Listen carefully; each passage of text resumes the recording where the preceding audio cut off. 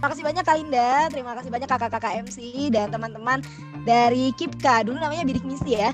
Kebetulan ini hal yang paling menyenangkan bagi saya karena bisa sharing sama adik-adik atau teman-teman ya, manggilnya supaya lebih akrab gitu ya.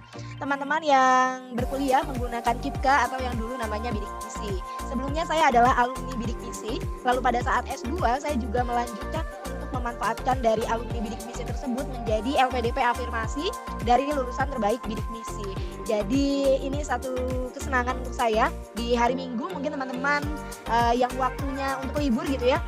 Semoga nanti saya bisa sharing dan bisa membuat teman-teman lebih semangat lagi untuk berkuliah dengan beasiswa ini. Karena ada banyak orang yang menantikan beasiswa ini atau ada banyak orang yang sekarang kelas 3 SMA merindukan juga dapat kuliah dengan beasiswa ini. Jadi untuk teman-teman yang sudah berhasil, semoga ini bisa jadi ajang teman-teman untuk berani bermimpi, berani beraksi, dan juga berani berinovasi serta berkontribusi. Saya izin share screen, tapi sebelumnya saya mau buat teman-teman semangat terlebih dahulu ya. Siapa yang sudah siap? Kalau sudah siap, ayo on kamera, kita sharing sama-sama. Kalau sudah siap, ayo on kamera, kita sharing sama-sama. Sudah siap semuanya?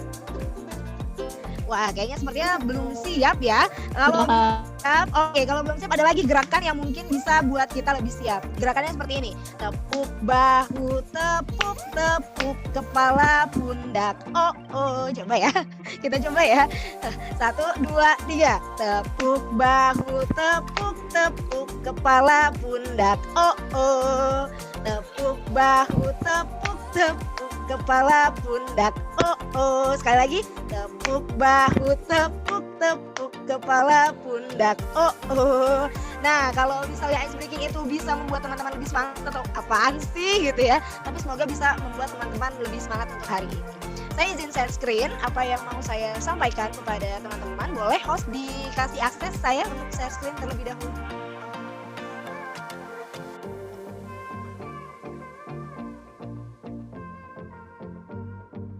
Oke.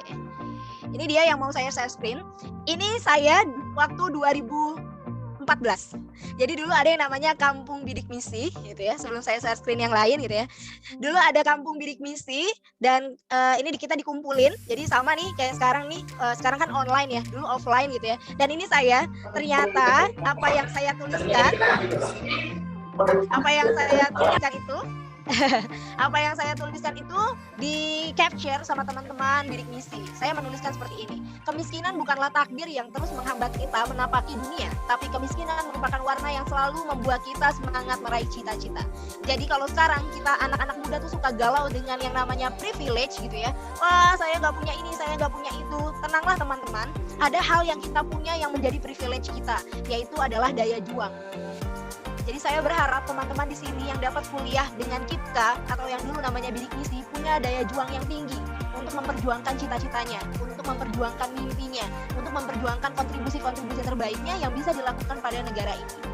Bayangin ada berapa banyak orang-orang yang mau berkuliah dengan gratis atau dengan beasiswa. Bayangin ada banyak orang-orang yang merindukan bangku-bangku kuliah, bangku-bangku diskusi kita. Dan ada banyak sekali hal-hal yang bisa kita lakukan pada saat kita kuliah ini. Saya akan sharing dari awal. Di sini saya nulisnya serba-serbi dunia kampus karena memang walaupun kita jadi mahasiswa penerima beasiswa, kadang kita juga menghadapi serba-serbi dunia kampus. Ada serba-serbi misalnya teman-teman yang maunya ngajakin nongkrong, atau serba-serbi misalnya teman-teman yang maunya ngajakin kita lomba-lomba, atau yang lainnya. Tinggal teman-teman yang pilih yang mana. Nah, serba-serbi dunia kampus itu saya jabarkan sebagai hal yang seperti ini. Kampus itu adalah tempat untuk meraih mimpi. Karena perubahan pola pikir banyak sekali dilakukan di kampus. 2, kampus itu adalah tempat berprestasi. Ketika teman-teman jadi mahasiswa, teman-teman tuh punya segudang privilege yang gak dimilikin sama orang yang bukan mahasiswa. Yang pertama, kalau ikut seminar kebanyakan gratis. Yang kedua, kalau misalnya ada conference yang didahuluin mahasiswa. Yang ketiga, kalau ada pertukaran pelajar pasti mahasiswa. Yang keempat, bisa jalan-jalan gratis karena akses mahasiswa atau seleksi-seleksi yang berbau mahasiswa. Dan itu yang teman-teman harus manfaatkan. Saya sejak mahasiswa, saya udah bertekad tuh waktu masuk gitu ya, saya mau bisa jalan-jalan gratis, tapi jalan-jalan gratisnya atas prestasi yang saya lakukan. Kebukti nggak Kak? Kebukti. Saya bisa jalan-jalan gratis ke Malaysia, ke Singapura, lalu misalnya ke keliling Indonesia tanpa mengeluarkan biaya, tapi dibiayai, baik itu lewat seleksi dari kementerian ataupun lewat lomba-lomba yang kita lakukan dalam mewakili kampus. Dan kampus juga wadah untuk berkontribusi. Kenapa saya bilang kampus adalah wadah kita untuk berkontribusi? Karena kita semua yang sudah masuk kampus adalah kaum intelektual.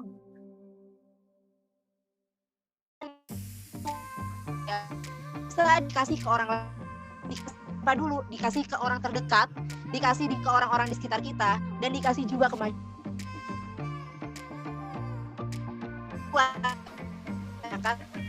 gunanya pendidikan. Jadi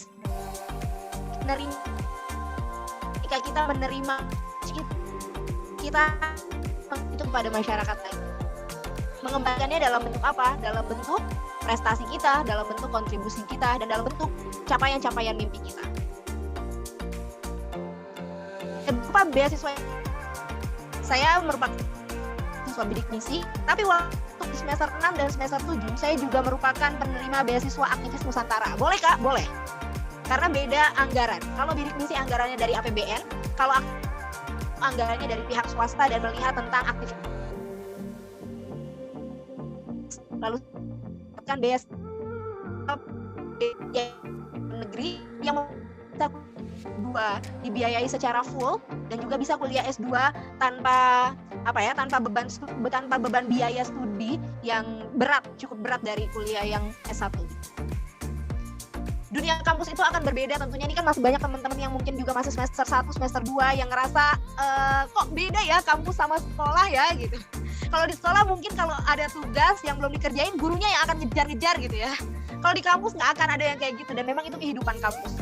Di kampus itu nggak akan ada lagi misalnya guru yang menanyakan tugas kamu mana, misalnya. Ada sih beberapa dosen, tapi cuma beberapa dosen aja. Kebanyakan sih ya kalau nggak ngumpulin tugas ya udah gitu. Dan di kampus itu garis finishnya adalah kita sendiri. Kalau di sekolah tuh suka ada UN, ada US gitu ya.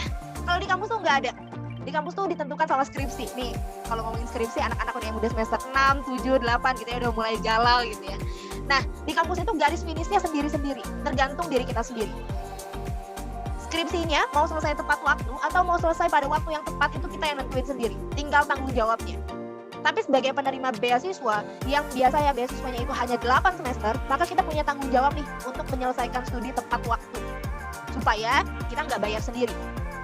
Dulu saya menyelesaikan studi tepat waktu. Sebenarnya bisa lebih cepat, 3,5 tahun. Tapi saya bilang, oh ya sudah, saya masih punya batasan tepat waktu di 4 tahun. Tapi ada teman-teman yang juga lebih dari 4 tahun, ya nggak apa-apa, itu pilihannya. Tapi ada konsekuensinya yang harus dijalani, yaitu beasiswanya tidak bisa lagi mengcover, tapi harus biaya sendiri. Nah, ini yang harus teman-teman siapkan dari sekarang. Dari sekarang adalah menentukan target. Mau jadi apa kita selama di kampus ini. Jangan sampai kita hanya dicap sebagai anak penerima beasiswa yang nggak ngapa-ngapain. Itu yang harus teman-teman hindari. Gitu. Nanti orang-orang bilang, ya percuma lah dapat beasiswa, orang nggak ketahuan juga prestasinya. Percuma lah dapat beasiswa, orang nggak ketahuan juga kontribusinya. Padahal itu yang diharapkan pastinya dari orang lain, atau ekspektasi dari orang lain adalah ketika kita menerima beasiswa, kita juga harus punya value yang lebih dibandingkan teman-teman lain yang tidak menerima beasiswa. Dan itu yang saya tanamkan sejak saya masuk sebagai penerima beasiswa, penerima bidik misi atau yang sekarang KIPKA. Saya merasa bahwa nggak semua orang punya kesempatan untuk dapat bidik misi, apalagi dengan saya gap year 1 tahun. Gap year 1 tahun, setelah saya masuk, saya sudah bertekad kuliah adalah anugerah. Dan cara mensyukurinya adalah dengan cara prestasi-prestasi yang saya lakukan dan kontribusi yang saya lakukan. Pasti teman-teman juga sudah menemui ya, yang didapatkan di dunia kampus tuh selain ilmu, ada juga relasi, ada juga pengembangan diri. Pengembangan diri di kampus tuh banyak yang gratis. Kalau di luar sana kalian harus bayar, tapi kalau di kampus banyak yang gratis. Dan itu yang harus kita manfaatkan dari dunia kampus ini.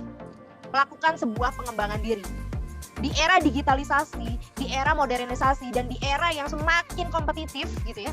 Kalau kita nggak punya pengembangan diri, kita akan kalah. Kita akan kalah dari orang-orang lain yang sudah start pengembangan dirinya. Dan satu lagi, kampus itu tempat membentuk growth mindset, bukan fixed mindset. Jadi teman-teman sekarang tuh ya sedang dicoba untuk membentuk pola pikirnya menjadi growth mindset yang tiap harinya tuh bertumbuh. Tiap harinya tuh tidak membandingkan diri kita sama orang lain, tapi membandingkan diri kita antara kita yang dulu dan kita yang sekarang. Itu adalah pemikiran yang growth mindset. Saya selalu bilang ada 4 fase nih di dunia kampus yang saya selalu sharing ke teman-teman, atau bahkan teman-teman yang lain yang di BEM nih mungkin udah tahu gitu ya. Yang pertama pastinya ada fase adaptasi, yang kedua ada fase organisasi, yang ketiga ada fase prestasi, dan yang keempat ada fase konsentrasi dan penyelesaian studi. Nah, kalau teman-teman yang mahasiswa baru pastinya masih ada di tahap adaptasi. Gak apa-apa, let it go aja, diadaptasi dulu, kenal dulu dunia kampusnya, kenal kakak-kakaknya, kenal pengurus forumnya gitu ya. Nah, yang kedua itu fase organisasi yang jangan dilewatkan. Karena dari organisasi itu kita bisa mengenal orang, kita bisa menambah relasi, kita juga bisa untuk mengasah empati kita juga bisa melatih public speaking kita. Kan dari sini nih tadi MC-nya tuh anak-anak organisasi atau moderatornya juga anak-anak organisasi pasti mengasah kemampuan public speaking-nya lewat hal-hal seperti ini. Atau teman-teman di organisasi juga bisa memanajemen hidupnya sendiri. Biasanya anak-anak organisasi itu banyak kegiatannya tapi kuliahnya tetap jalan. Nah, kenapa? Karena kemampuan manajemen dirinya. Jadi anak-anak yang punya KIPKA nih jangan sampai nggak berorganisasi. Sayang banget kalau di kampus tuh nggak berorganisasi. Karena ketika kita di kampus berorganisasi, manfaatnya bukan untuk orang lain, tapi manfaatnya untuk diri kita sendiri. Karena kita mencoba untuk menjadi leader terhadap diri kita sendiri. Walaupun ada leader yang lain ya, leadernya itu ketuanya gitu ya. Pasti dalam setiap organisasi ada itu. Tapi dalam organisasi sendiri, kita mencoba untuk memanajemen diri kita sendiri. Terus fase prestasi, jangan juga dilewatkan nih. Anak-anak bidik misi harus berprestasi, anak-anak yang kuliah pakai KIPKA harus berprestasi. Kenapa harus berprestasi? Karena itu merupakan value yang lebih yang bisa kita bangun dan bisa kita buktikan bahwa ketika kesempatan berkuliah dengan beasiswa kita raih, maka salah satu mensyukuri kesempatan itu adalah dengan cara kita berprestasi. Berprestasinya di bidang apa, Kak? Apa saja yang kalian bisa, asalkan positif. Saya bisanya di olahraga, silahkan. Saya bisanya di olimpiade, silahkan. Saya bisanya di kemampuan public speaking saya atau storytelling saya, atau misalnya ikut-ikut lomba pidato, silahkan. Saya mau jadi mawapres, Kak, silahkan. Saya mau ikut conference, Kak, silahkan. Saya mau ikut lomba-lomba, silahkan. Yang terpenting cari prestasi. Itu yang akan kalian rindukan di masa muda kalian nanti ketika kalian udah lulus. Jangan sampai nantinya akan ada pengandaian. Seandainya dulu, seandainya. Padahal andai-andai itu bisa kita minimalisir dengan aksi-aksi nyata gitu ya. Dan biasanya nih kalau anak-anak BEM suka pada tahu nih, jangan nato gitu. Jangan nato kalau jadi mahasiswa. Jangan ngomong terus tapi nggak ada actionnya. Jadi harus berimbang. Ada ngomongnya juga tapi ada actionnya juga. Dulu waktu saya jadi penerima beasiswa, waktu semester 1, ketika saya ngedengar ada mahasiswa berprestasi, saya langsung satu. Di semester 6, saya harus jadi mahasiswa berprestasi. Dan ternyata hal itu bisa terwujud. Pada saat saya semester 6, saya bisa menjadi juara 1 mahasiswa berprestasi di Fakultas Ilmu Pendidikan dari PGSD yang kampusnya jauh banget gitu ya, dari FIP gitu ya. PGSD di Setiabudi, FIP di Rawamangun gitu. Tapi bisa loh untuk menjadi mahasiswa berprestasi. Jadi kalau ada adik-adik PGSD nih yang di sini nih, jangan khawatir gitu ya. Jangan minder kalau kampusnya jauh gitu ya dari kampus pusat. Atau bahkan misalnya kalau di PGSD itu suka punya seragam sendiri gitu ya. Jangan minder kalau misalnya masuk ke kampus pusat atau jadi pusat perhatian. Pakai seragam pramuka pasti dari PGSD. Biasanya gitu. Jangan minder, tapi kita tunjukin kalau misalnya diri kita punya value lebih. Begitu juga dengan teman-teman yang di fakultas lain. Jangan pernah merasa berpikir bahwa ada fakultas yang paling unggul, tidak. Tapi semua fakultas sama. Semua mahasiswa di UNJ punya potensi yang sama, asalkan mau dikembangkan. Nah, yang terakhir ada fase konsentrasi atau penyelesaian studi. Sebagai penerima beasiswa, kita juga ada tanggung jawab. Tanggung jawab untuk menyelesaikan studi kita dengan baik. Tanggung jawabnya kepada siapa? Kepada diri kita sendiri sebenarnya. Yang sudah berani mengambil langkah untuk menjadi mahasiswa penerima beasiswa dan harus mengembalikan itu juga kepada diri kita sendiri untuk bisa membuktikan kita bisa selesai dengan hasil yang terbaik. Skillnya yang harus dikembangkan nih sama teman-teman sebelum berkontribusi, yang pertama harus berani dulu, harus percaya diri, harus komunikatif. Enggak, Kak, saya mah introvert gitu ya. Biasanya suka gitu tuh, saya mah introvert, saya mah nggak suka gitu bergaul gitu misalnya. Enggak, jangan batasi diri kita dengan introvert dan extrovert, karena setiap orang tuh sebenarnya punya dua itu. Tapi yang dominan yang mana? Banyak loh orang-orang introvert yang juga bisa memanajemen hidupnya dan juga bisa tampil di depan. Misalnya Warren Buffett juga introvert gitu. Atau orang-orang introvert hebat juga bisa.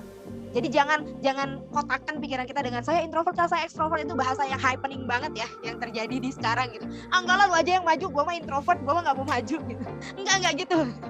Paling kita harus memanajemen aja. Biasanya memang anak-anak yang introvert suka akan lebih lelah kalau ketemu sama banyak orang, tapi itu bisa dilatih.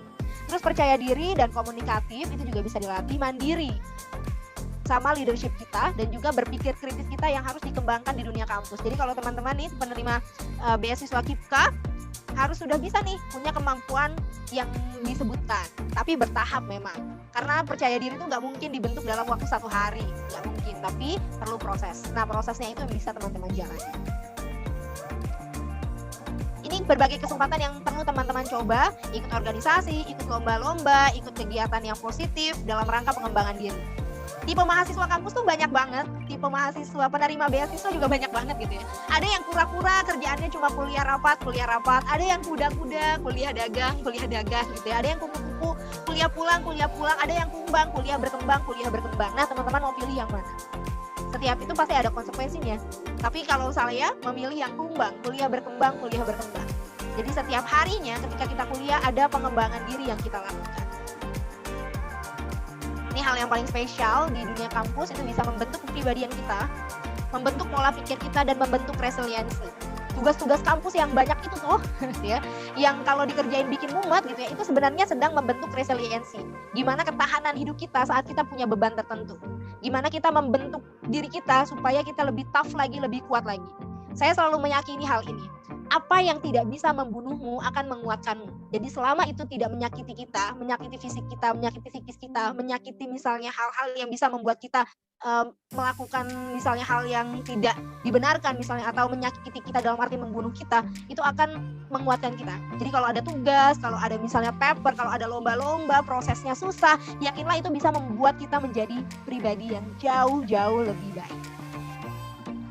Beasiswa di kampus juga banyak ya gitu. Kalau misalnya teman-teman sudah dapat KIPKA, bisa dapat beasiswa lain, bisa, tapi beasiswanya mungkin dari hal prestasi yang mungkin anggarannya tidak dari APBN, tapi dari swasta. Biasanya beasiswa aktivis bisa, waktu itu saya dapat beasiswa aktivis atau beasiswa lainnya, atau misalnya dalam lomba-lomba teman-teman bisa dapat lagi nih hal-hal lain gitu, selain misalnya beasiswa yang sudah kita dapatkan. Ada banyak peluang, jadi jangan misalnya seperti ini, saya mah nggak punya uang gitu, terus saya mah dari KIPKA aja udah pas-pasan gitu. Banyak sekali hal yang bisa dilakukan supaya kita punya masukan gitu. Tapi jangan sampai juga mengganggu kuliah kita. Cuma kan kayaknya kalau misalnya di kampus tuh kebutuhannya juga banyak ya. Apalagi misalnya beasiswa KIPKA-nya tiap bulannya suka telat cairnya gitu ya. Gitu. Nah, itu yang bisa dilakukan untuk membuat kita tidak bergantung saja pada beasiswa KIPKA. Kita bisa melakukan pengembangan diri kita dengan cara ikut lomba-lomba atau dengan cara misalnya ikut-ikutan event, tapi jangan sampai mengganggu perkuliahan kita. Bisa nggak bisa, karena saya sudah melakukan hal itu waktu saya kuliah dengan beasiswa. Ini yang harus dilakukan, time managementnya. Terus yang paling penting itu dalam kehidupan kampus adalah kita berusaha untuk menjadi seorang pembelajar ya. Pembelajar dari siapa aja dan belajar di mana aja. Jadi kita tadinya yang lebih tinggi nih kalau di dunia kampus. Kalau di dunia kampus juga perlu adanya time management ya. Jadi time management itu harus kita latih juga di dunia kampus di saat kita banyak kegiatan. Paling saya sih bisa memberitahukan kalau time management itu ada yang penting mendesak, itu pasti harus. Ada yang penting tidak mendesak, itu bisa nomor 2. Ada yang tidak mendesak tapi penting, misalnya itu bisa nomor 3. Atau yang tidak penting, tidak mendesak, ya itu bisa di yang lain. Misalnya mau healing gitu ya. Di kampus capek, mau healing. Nah, healing itu prioritas yang mana? Healing itu apakah yang nomor 1, 2, 3, 4. Kalau healing itu tidak perlu dilakukan ya nggak perlu healing juga gitu. Tapi kalau self reward boleh, atau healing tipis-tipis boleh, tapi jangan healing terus gitu. Atau jangan self reward terus, nanti kantongnya bolong, bukan self reward. Mahasiswa adalah tokoh intelektual yang mampu membawa perubahan. Nah, teman-teman ini adalah sosok-sosok yang mampu membawa perubahan. Maka jadilah berdaya dan penuh karya. Kalau saya dulu, ini catatan yang masih saya simpan sampai saat ini, dan ini masih saya kenang sebagai hal baik yang pernah saya tuliskan, dan ini menjadi hal yang juga saya teruskan. Jadi kalau misalnya kita sebagai mahasiswa, kita juga harus punya target-target pencapaian. Waktu itu 2015, ini targetnya, saya mau IP-nya meningkat. Saya mau tembus event kepemudaan nasional maupun internasional. Saya mau tembus event ke negara ASEAN dan pergi ke sana. Saya pengen menang lomba nasional di Makassar. Gak tahu kenapa saya pengen aja gitu ke Makassar. Pokoknya saya tulis aja karena saya tahu nanti kayaknya ada lomba di Makassar. Terus saya pengen jadi Mapres PGSD se-Jawa. Tapi ternyata Mapres PGSD se-Jawa waktu saya 2015 tuh nggak diadakan. Jadi akhirnya saya mencoba untuk jadi Mapres VIP saja. Kenapa saya menuliskan hal ini?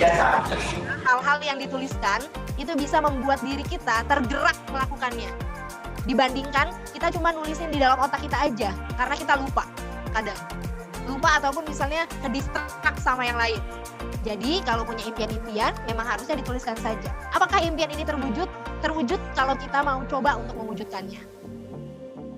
Ini prestasi saya sesuai dengan impian ini. Saya menang lomba di Makassar, ya ini juara 2 lomba debat di Makassar. Terus di sini saya bilang saya pengen pergi ke negara ASEAN. Nah di sini saya ke Kuala Lumpur. Terus di sini saya bilang saya mau tembus event kepemudaan nasional maupun internasional. Di sini saya menang gold medal untuk pembuatan inovasi juga di Kuala Lumpur.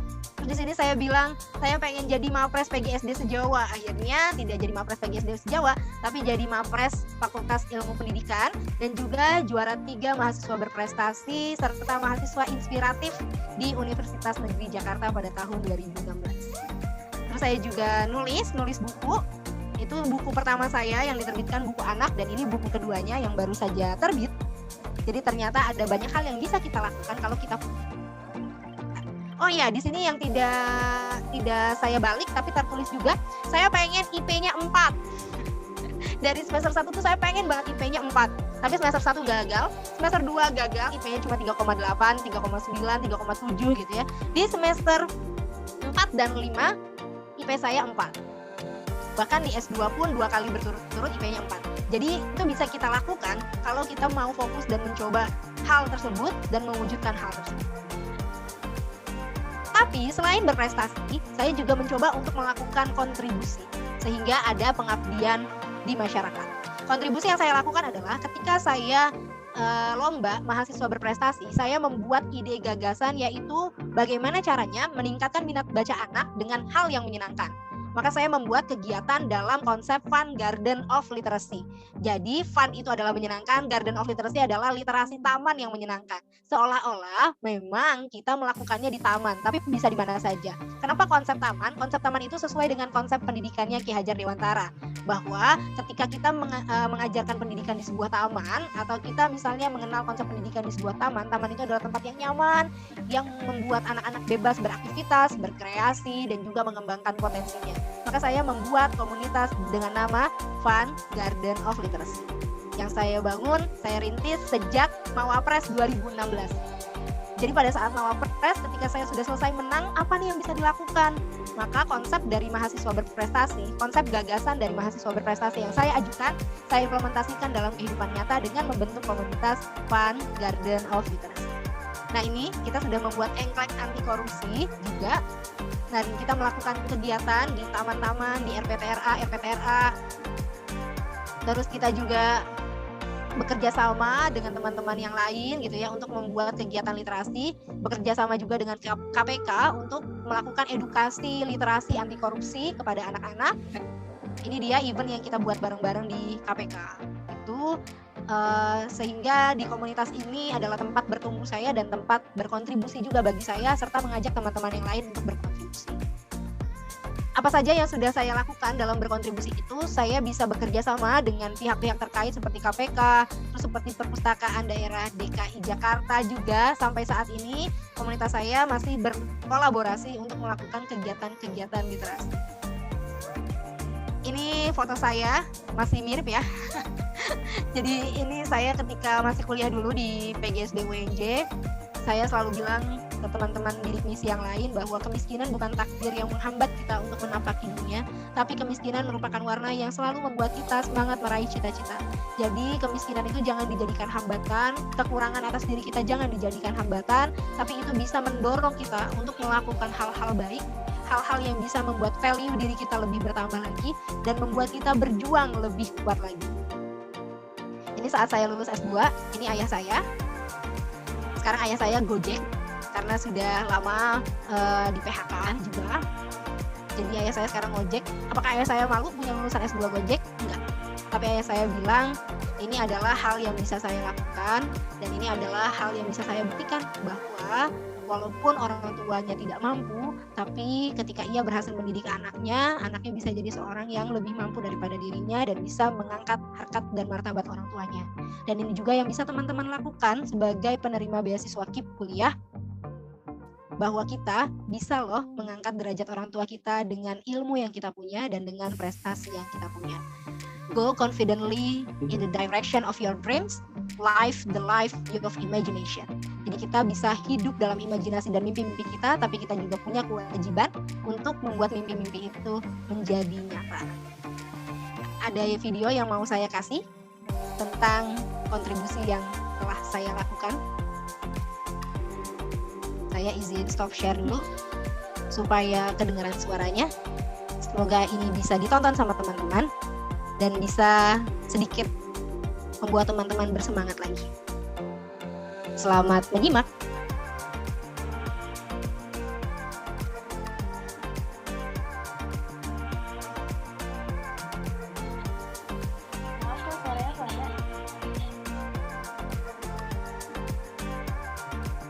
Saya stop share lagi. Saya share sound. Melalui komunitas Fun Garden. Ulang lagi ya. Di episode kali ini kami akan menghadirkan sosok pemuda yang menjadi pelopor di bidang literasi. Pak Lupi Mutiasih melestarikan kembali budaya membaca pada anak melalui komunitas Fun Garden of Literasi.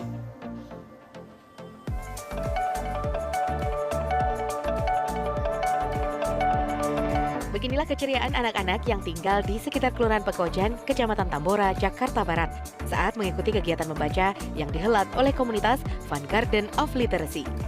Aktivitas yang rutin digelar setiap akhir pekan di halaman depan Kelurahan Pekojan ini diinisiasi oleh salah satu warga bernama Pak Lupi Mutiasih. Aksi positif mahasiswa S2 ini lantas menginspirasi anak muda lainnya untuk bergabung menjadi relawan memandu kegiatan literasi bagi anak-anak.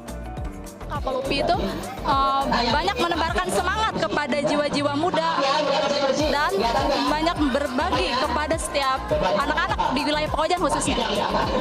Karena Pak Lupi sendiri sangat mendorong bagaimana anggota-anggotanya itu untuk selalu menebarkan manfaat yang ke yang lain dan untuk selalu maju. Selain membaca, anak-anak juga disuguhi pertunjukan panggung boneka agar kegiatan lebih berwarna dan tak membosankan. Aksi anak sulung dari dua bersaudara ini mendapatkan dukungan penuh dari orang tua. Saya sebagai orang tua sih mendoakan aja biar maju nantinya, ya kan, buat masa depan anak-anaknya dan berprestasi terus, tingkatkan prestasinya. Diadakan sejak tahun 2017, kegiatan ini menghantarkan Pak Lupi sebagai penerima penghargaan tingkat nasional dari Kementerian Pemuda dan Olahraga sebagai juara ketiga pemuda pelopor di bidang pendidikan. Dari Jakarta, Untung Iskandar, Metro TV.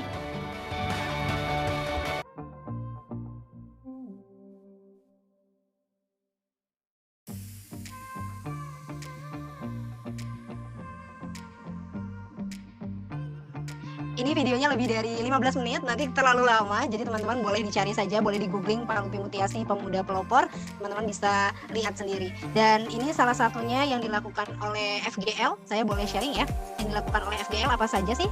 Ini dia video dari FGL itu sendiri.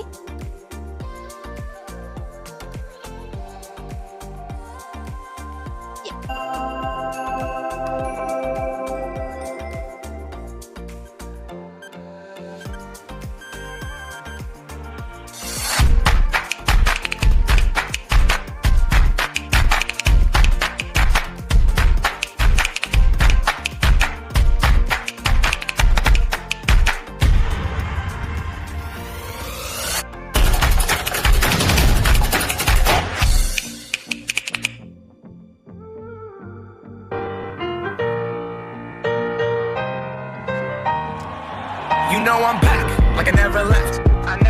Another sprint, another step. Another day, another breath. Been chasing dreams, but I never slept. I got a new attitude and a lease on life is a piece of mind. Seeking to find I can sleep when I die. Want a piece of the pie, got the keys to the ride and shit, I'm straight. Untuk Indonesiaku, terimalah baktiku padamu. Melalui literasi, aku abdikan diriku. Melalui pendidikan, aku coba hadirkan cahaya untuk generasi emasmu. Negeriku, dengan cara ini, aku mencintaimu.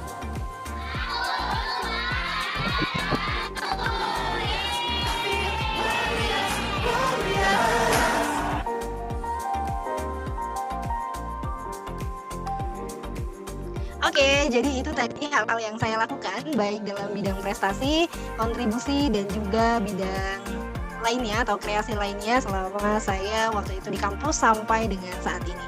Semoga itu bisa menjadi salah satu penyemangat teman-teman untuk terus bisa aktif, kreatif, dan juga berinovasi saat masa kuliah. Saya kembalikan ke moderator lagi supaya nantinya kita bisa saling berdiskusi saja, karena kalau saya yang bicara sendiri gitu ya, nanti akan satu arah. Silakan Kak Linda. Terima kasih Kak Palupi. Wah, materi yang diberikan sangat luar biasa ya. Pengalaman, prestasinya ya Allah segudang itu banyak banget. Semoga kita jadi bisa termotivasi ya untuk bisa aktif sebagai mahasiswa bidik misi atau kita untuk bisa berprestasi ataupun mengabdi gitu. Baik, buat para peserta yang ingin bertanya, boleh banget dipersilakan untuk raise hand ataupun mengetikkan pertanyaannya di kolom chat. Wah, udah banyak ternyata. Silakan. Boleh ini Jamil Muhlisin untuk mengajukan pertanyaannya. Boleh kami? Baik, terima kasih kepada moderator untuk mengizinkan saya untuk bertanya. Sebelumnya, perkenalkan ya Kak, nama saya Jamil Muhlisin dari Fakultas Teknik tahun 2021. Saya izin bertanya nih Kak, Kakak kan udah bisa merealisasikan ide gagasan Kakak sebagai mawapres tadi ya, yang bernama Van Garden of Literasi. Nah, bagaimana sih cara Kakak pertama menemukan ide itu? Terus apa yang pengalaman yang paling berkesan selama Kakak menjadi pencipta Van Garden of Literasi itu Kak? Terima kasih Kak. Sama-sama Jamil. Wah, ini anak FT biasanya semangat ya. Nah, saya langsung jawab aja kali ya sebelum lupa. Jadi ide awalnya itu waktu di 2016 itu ada yang namanya gerakan literasi. Nah, waktu di 2016 tuh ada survei yang bilang kalau minat baca anak-anak di Indonesia itu 0,001%. Jadi dari 1.000 orang cuma 1 orang yang mau baca. Terus ada survei lagi dari PISA, Program International for Student Assessment, itu bilang kalau Indonesia itu masih di peringkat 2 terbawah dalam hal minat baca.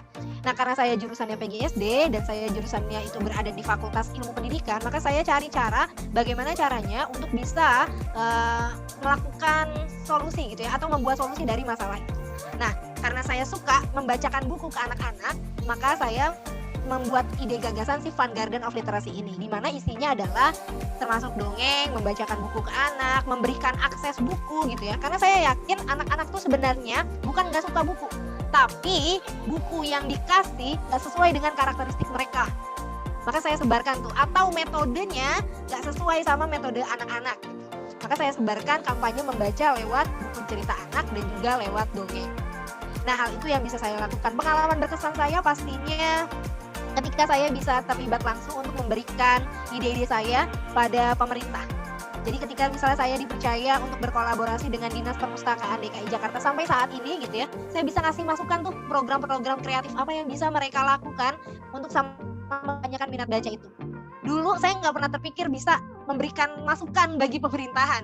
Tapi ketika kita punya ide gagasan yang brilian dan kontribusi yang kita lakukan juga nyata, itu menjadi satu pemerintahan.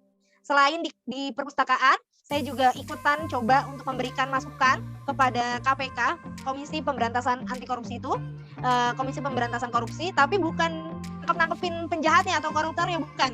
Tapi saya mencoba untuk memberi masukan di bidang pendidikan dan layanan anti korupsi. Dengan cara apa? Bikin media engklek anti korupsi sama teman-teman PGSD juga, sama teman-teman yang tergabung dalam FGL juga. Dan senang banget ketika media yang kita ciptakan selain mendapatkan gold medal tadi, juga bisa diimplementasikan di sekolah-sekolah. Jadi ilmu yang kita pelajari di kuliah tuh bukan hanya untuk diri kita aja, tapi untuk orang lain. Terus kesempatan yang menyenangkan lagi apa ya yang paling berkesan? Oh, ketika saya bisa membuktikan saya bisa dianugerahi sebagai pemuda pelopor bidang pendidikan yang memang bidang saya, dan saya bisa melanjutkan kembali kuliah serta dikenal sebagai masyarakat orang yang peduli dengan pendidikan anak-anak di lingkungan sekitar saya. Itu sih yang paling berkesan. Jadi ketika nanti kita kembali ke masyarakat, ada satu kebanggaan ketika kita bisa mempunyai makna di masyarakat tersebut. Mungkin Jamil prosesnya masih panjang banget, tapi yakinlah apa yang kita lakukan di kuliah itu bisa membentuk diri kita ketika nanti kita kembali ke masyarakat pada saat kita lulus. Jadi semangat terus Jamil, insya Allah Jamil juga bisa jadi leader yang baik di masyarakat dan bisa bermakna di masyarakat. Yang terpenting adalah kita mau coba dan mau punya proses yang baik sebagai mahasiswa KIPKA atau mahasiswa penerima beasiswa ini. Gitu. Baik Kak, terima kasih atas jawabannya Kak. Sama-sama Jamil, silahkan untuk yang lain. Baik, selanjutnya boleh dari FBS Anissa untuk on-mic dan mengajukan pertanyaannya. Baik, sebelumnya saya izin mengucapkan terima kasih kepada kakak-kakak yang sudah memberikan kesempatan untuk bertanya. Mohon maaf tidak bisa menyalakan kamera karena saya kebetulan sedang ada agenda lain. Izin bertanya beberapa pertanyaan Kak. Yang pertama, kan tadi kakak menyampaikan nih kalau misalnya kita punya gagasan itu kan maka harus diwujudkan ya, apalagi untuk masyarakat. Nah kira-kira kalau misalnya nih kita udah punya gagasan tapi terkadang kita itu masih terkendala gimana cara menuangkan gagasan tersebut sehingga gagasan itu bisa bermanfaat untuk orang lain. Kira-kira ada tips nggak Kak untuk menuangkan gagasannya? Lalu untuk pertanyaan kedua, tadi kan terkait dengan Fun Garden Literasi itu saya lihat ini komunitas yang betul-betul menarik dan juga bagus. Nah kira-kira apakah kita bisa ikut berkontribusi Kak ke komunitas tersebut dan apakah ada open recruitment seperti itu Kak? Terima kasih. Oke, untuk gagasan tersendiri Anissa Widya Safira ya. Untuk gagasan tersendiri, yang pertama yang saya lakukan kalau kita punya banyak ide, catat dulu idenya. Karena kadang ide itu suka langsung lewat gitu aja kalau nggak dicatat. Jadi dicatat dulu, idenya dicatat dulu, habis itu ajak teman-teman yang satu frekuensi untuk sama-sama menjalankan idenya. Memang nggak mudah, dulu saya hanya dibantu oleh 2 orang yang percaya atas mimpi saya, yaitu ada Alfianita dan ada Wahyudi. Alfianita dari VIP, Kak Wahyudi itu dari FT. Jadi hanya mereka yang percaya terhadap mimpi saya itu 2 orang, ya nggak apa-apa. Tapi ketika kita bisa membuktikan bahwa apa yang kita lakukan itu punya manfaat yang banyak, itu bisa membuat orang lain juga ikut tergerak. Dan sampai saat ini FGL sudah mempunyai 30 relawan. Kalau oprek biasanya kita suka buka kegiatan-kegiatannya offline.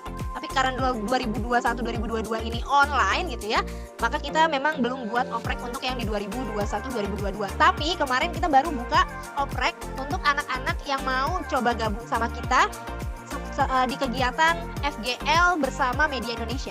Jadi nanti di 16-17 kita akan ada kegiatan bareng Media Indonesia. Kegiatannya itu adalah pesantren literasi gitu ya, yang dilaksanakan di bulan Ramadan. Jadi selain kegiatannya misalnya menghafal bacaan-bacaan Quran atau sambung ayat, ada kegiatan-kegiatan literasi yang bermakna lainnya. Itu sih sebenarnya ketika kita punya ide yang banyak, yang bisa kita lakukan adalah dicatat. Kalau bisa catatnya di kertas yang gede gitu ya, di kamar kita gitu. Dan itu saya lakukan sampai sekarang. Jadi sekarang saya punya karton besar di kamar saya untuk nyatet target-target. Kenapa harus dengan target-target Kak? Karena terkadang manusia suka lupa kalau nggak ada targetnya, atau nggak trigger melakukan sesuatu kalau targetnya itu cuma disimpan aja dalam angan-angannya. Lalu yang terakhir, cari orang-orang baik, cari orang-orang tulus, dan kita juga berusaha untuk berbuat baik supaya kita dikelilingi sama orang-orang baik yang percaya sama diri kita. Mulai dari 2 orang nggak apa-apa, nanti berubah jadi 3 orang, 4 orang, 5 orang. Jadi hal tersebut sih yang saya lakukan ketika saya punya gagasan. Dimulai dari hal kecil dulu. Dulunya saya juga sama, pengennya FGL tuh se-Indonesia gitu. Terus teman saya bilang, Pal nggak usah jauh-jauh di Indonesia, di lingkungan rumah kamu aja dulu. Oh ya sudah, akhirnya melakukan dulu dari lingkungan rumah kita, baru bisa punya dampak lain. Misalnya dengan kita membagikan apa yang kita lakukan kepada teman-teman lain, itu kan bisa penyebarannya lebih luas lagi. Terus yang terakhir, sebelum saya tutup ke pertanyaan berikutnya adalah konsisten. Jadi kalau kita udah punya ide nih adalah konsisten. Saya juga ini buku anak ini bisa saya terbitkan atau bisa saya tuliskan karena konsisten. Nah biasanya seseorang yang punya ide gagasan yang banyak itu biasanya kurang konsisten terhadap idenya. Kurang konsistennya gimana? Karena saking banyaknya dia bingung nih ngelakuinnya yang mana dulu gitu gak sih? Kayak kita punya tugas kuliah yang banyak, semakin banyak tugas kuliahnya semakin bingung yang mana yang duluan gitu. Padahal yang harus dilakukan adalah konsisten terhadap ide kita. Jadi kalau kita udah mau ide kita jadi kenyataan, selalu konsisten dilakukannya. sehari, 2 hari, sampai misalnya berhari-hari kita fokus terhadap goals itu. Tapi kita juga udah tahu ya tujuannya apa. Itu sih sebenarnya yang bisa kita lakukan. Jadi nanti boleh dicek di IG-nya. IG-nya ada di, saya catat saja, fgl.official. Teman-teman bisa cek kegiatannya. Kemarin kita ada kegiatan dongeng juga. Nanti kalau ada info-info, teman-teman mau ikut, silahkan ikut. Gitu Kalinda. Baik, lanjut ke pertanyaan berikutnya ya. Boleh. Oke, Firmansyah boleh untuk unik dan menyampaikan pertanyaannya. Dari FIS juga ada ternyata dari FIS. Oke, silakan dari FIS dulu. Terima kasih Kak atas pertanyaannya. Saya izin bertanya, bagaimana Kak Palupi memanajemen waktu sehingga bisa bagi waktu antara kuliah sama kegiatan di luar kampus? Terima kasih.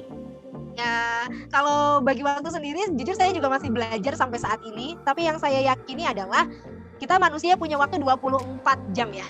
8 jam tuh pasti untuk tidur misalnya. 8 jam untuk aktivitas, 8 jam untuk kita berkarya. Nah, kalau misalnya kita lagi punya banyak karya, berarti yang 8 jam waktu tidur kita bisa kita kurangi sedikit. Misalnya waktu tidurnya 6 jam atau 7 jam gitu. Jadi 1 jamnya bisa kita nikmatin buat karya kita. Terus kita catat nih agenda kita. Kita dahuluin dulu yang mana yang lebih penting.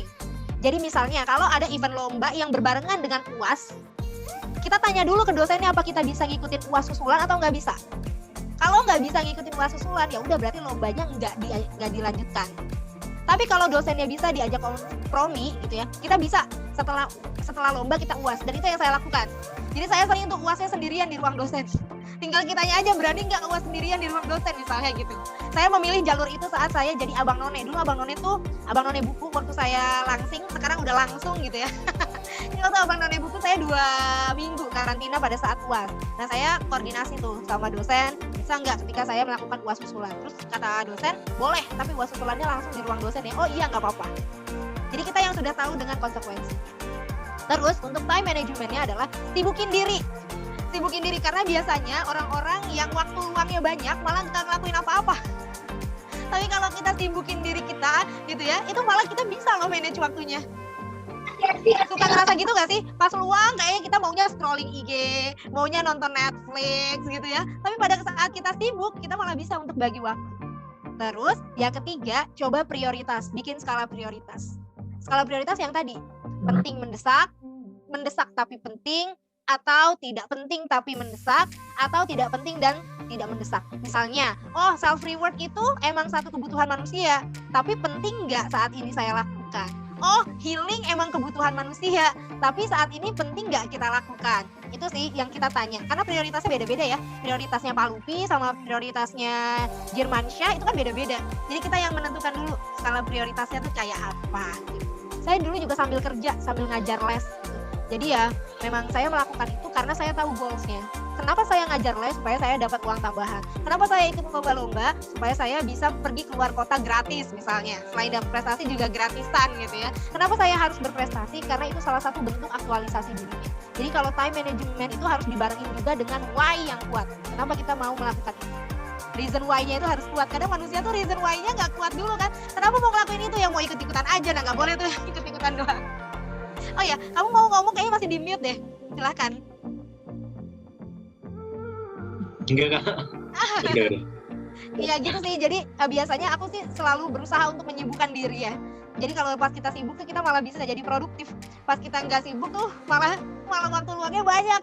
Makanya kalau the power of deadline tuh bener banget kan. Saat manusia dikasih deadline biasanya ide-idenya munculnya banyak gitu. Tapi kalau nggak pas deadline, ide apa ya? Ini apa ya? Padahal kita sering mikir kayak gitu. Itu dulu sih. Terima kasih banyak Jirmansyah. Ya, terima kasih banyak Kak. Semoga kamu juga makin sukses ya. Amin. Selanjutnya, ini udah kayak ini ya, udah kayak pendaftaran selanjutnya. Iya nih Kak, masih ada 3 pertanyaan lagi, namun waktunya karena sudah habis. Nanti mungkin buat yang belum bertanya bisa langsung chat Kak Palupi, boleh nggak Kak? Boleh silahkan, boleh chat di WhatsApp juga boleh. Atau kasih satu lagi deh Kak, mungkin ini udah ada yang on cam dari FT ya. Kayaknya waktu saya Aji Kurniawan, boleh deh dikasih open mic-nya satu lagi. Oke, makasih Kak. Ya, sama-sama. Izin bertanya ya Kak? Ya, saya izin menjawab ya. Oh iya, oke. Bagaimana Kak Pak Lutfi menghadapi ketika ada tekanan atau pressure baik dari faktor internal maupun eksternal sehingga tidak mengganggu prestasi saudara kuliah gitu Kak? Oke. Kalau pressure itu pasti ada ya dari pihak kita, diri kita ataupun dari pihak lain. Kalau pressure dari diri kita tuh biasanya insecure gitu ya. Kalau anak sekarang tuh insecure banget gitu ya. Nah, cara mengatasi insecure-nya itu apa? Dengan cara kita tidak membandingkan diri kita dengan orang lain, tapi bandinginnya dengan diri kita sendiri. Jadi kalau kita merasa insecure gara-gara kita scroll IG orang, saya biasanya puasa Instagram dulu tuh. Itu sampai sekarang saya suka lakukan. Saya suka puasa Instagram dalam seminggu atau kadang dalam 2 minggu saya suka puasa Instagram. Apa? Menetralisir dulu supaya saya nggak terlalu membandingkan diri saya dengan orang lain. Karena pasti startnya beda-beda, capaiannya juga beda-beda. Hal yang mereka miliki juga beda-beda. Tapi kalau dari luar, saya selalu meyakini apa-apa yang tidak membunuh saya itu akan menguatkan saya. Jadi hadapin dulu, jalanin dulu. Karena segala sesuatu yang tidak membunuh kita, yakin deh itu akan menguatkan kita. Itu sebagai challenge ya. Karena manusia kalau ketahanan jiwanya nggak dipupuk juga, nanti akan berpengaruh juga pada kondisi psikisnya. Misalnya gampang baper, gampang emosi gitu ya, atau gampang melihat sesuatu dari perspektif dia aja. Padahal nggak harus kayak gitu, perspektifnya juga bisa perspektif dari orang lain. Satu hal yang bisa saya sharing adalah saat saya kuliah semester 5 dan semester 6, ibu saya sakitnya cukup keras gitu ya.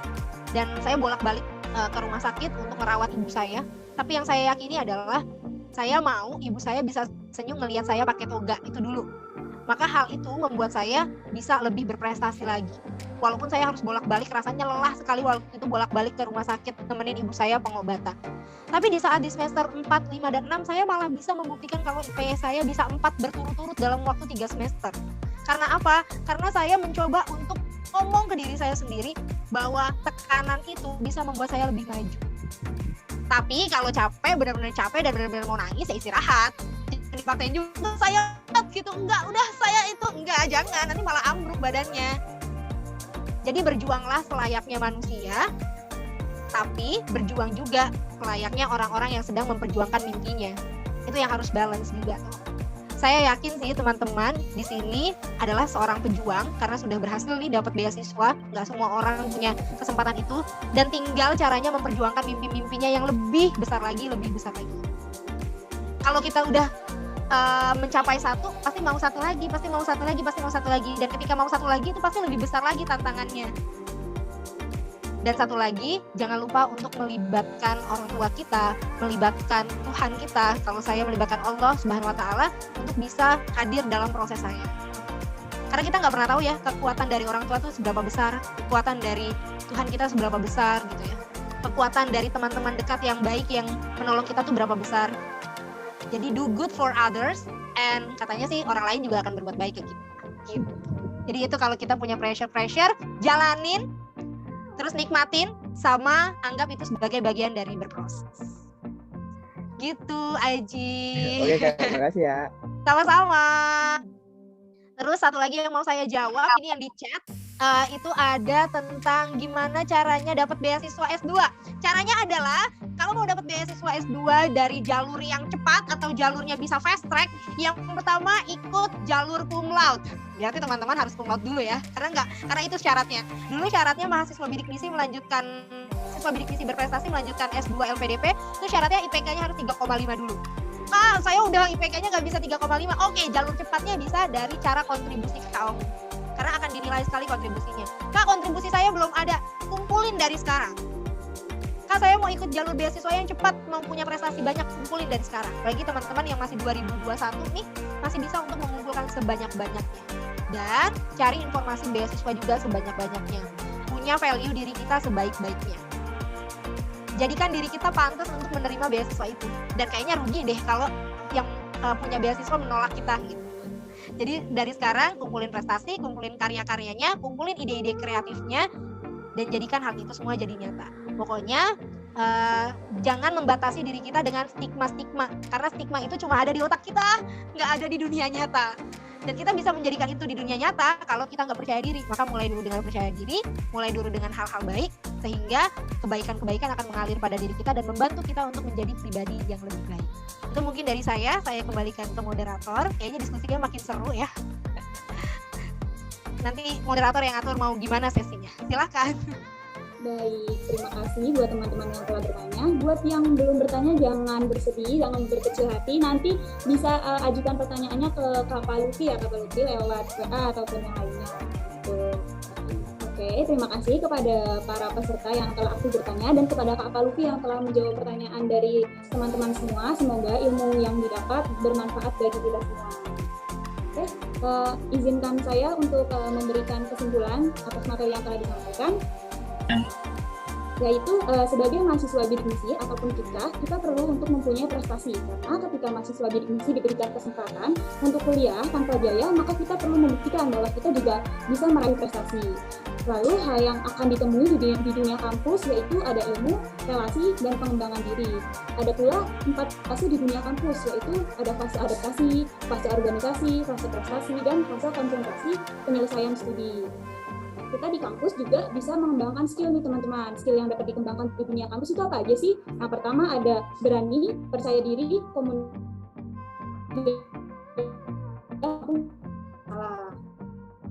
kita juga sebagai mahasiswa bidik misi itu perlu juga untuk ikut organisasi ya Kak, buat kita bisa mengembangkan diri gitu. Di kampus kita juga mampu membentuk kepribadian, membentuk pola pikir, membentuk resiliensi beasiswa yang ada di kampus, yaitu ada beasiswa super smart, beasiswa unggulan, beasiswa dari lembaga swasta, dan beasiswa lainnya. Seperti itu. Oke, terima kasih Bang Krishna nih yang udah memoderatori kegiatan kita pada siang hari ini.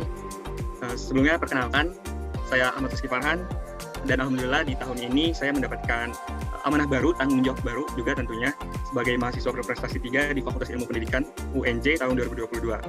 Dan juga saya saat ini sedang menempuh pendidikan kalau di UNJ saya menempuh pendidikan di S1 Prodi Bimbingan dan Konseling, tetapi dalam waktu yang bersamaan juga saya sedang menempuh pendidikan S1 di program studi Bahasa dan Sastra Arab di UIN Syarif Hidayatullah Jakarta. Oke, nah pada kesempatan kali ini saya senang sekali gitu bisa sharing, ketemu sama teman-teman dari KIPK 2021 ya. Dan kebetulan saya mendapatkan topik pembicaraan mengenai bagaimana sih menjadi seorang mahasiswa yang berprestasi gitu. Jadi nggak cuma mahasiswa berprestasi aja, tapi mahasiswa yang berprestasi. Karena saya yakin banget teman-teman di UNJ ini, khususnya teman-teman KIPK itu sebenarnya mahasiswa yang pengen berprestasi ini.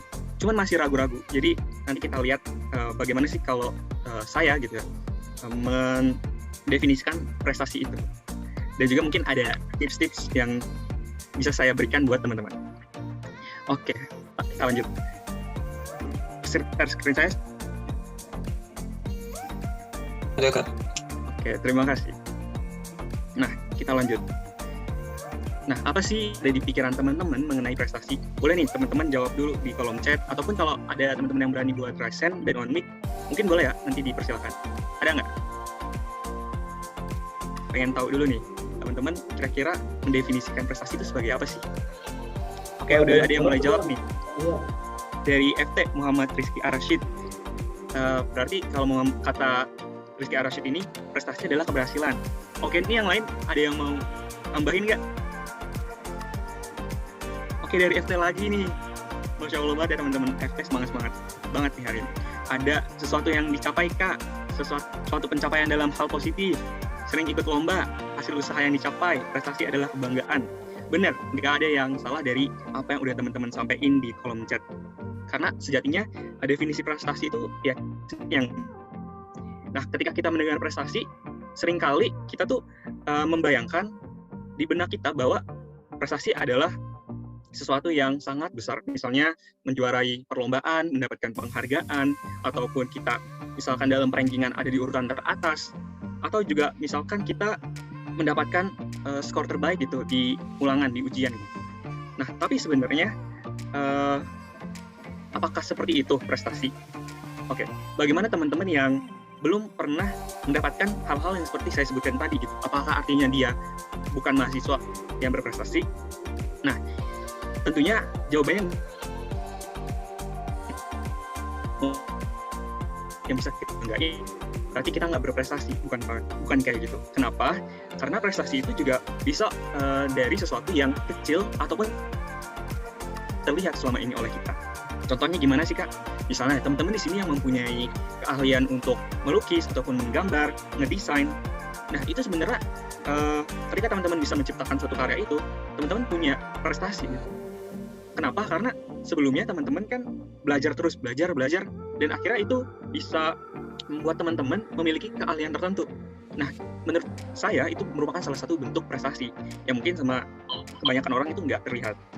Contoh lainnya, teman-teman yang memiliki kemampuan public speaking, teman-teman yang mempunyai kemampuan untuk menguasai bahasa asing, dan teman-teman yang mempunyai kemampuan untuk berpikir kreatif, berpikir inovatif, berpikir kritis. Kenapa sih hal-hal kayak gitu bisa disebut dengan prestasi? Nah, jadi jawabannya adalah karena ketika misalkan teman-teman mempunyai kemampuan public speaking, tentunya itu nggak teman-teman dapetin secara instan gitu. Misalkan teman-teman baca buku public speaking, besoknya langsung menjago public speaking gitu. Atau teman-teman baca kamus tuh, namatin kamus yang 10 miliar. Terus teman-teman besoknya langsung bahasa Inggrisnya lancar kayak orang yang dari Inggris gitu. Nggak kayak gitu kan, tapi teman-teman itu berproses setiap harinya sampai nanti teman-teman tuh punya pencapaian, dan itu arahnya ke arah yang positif.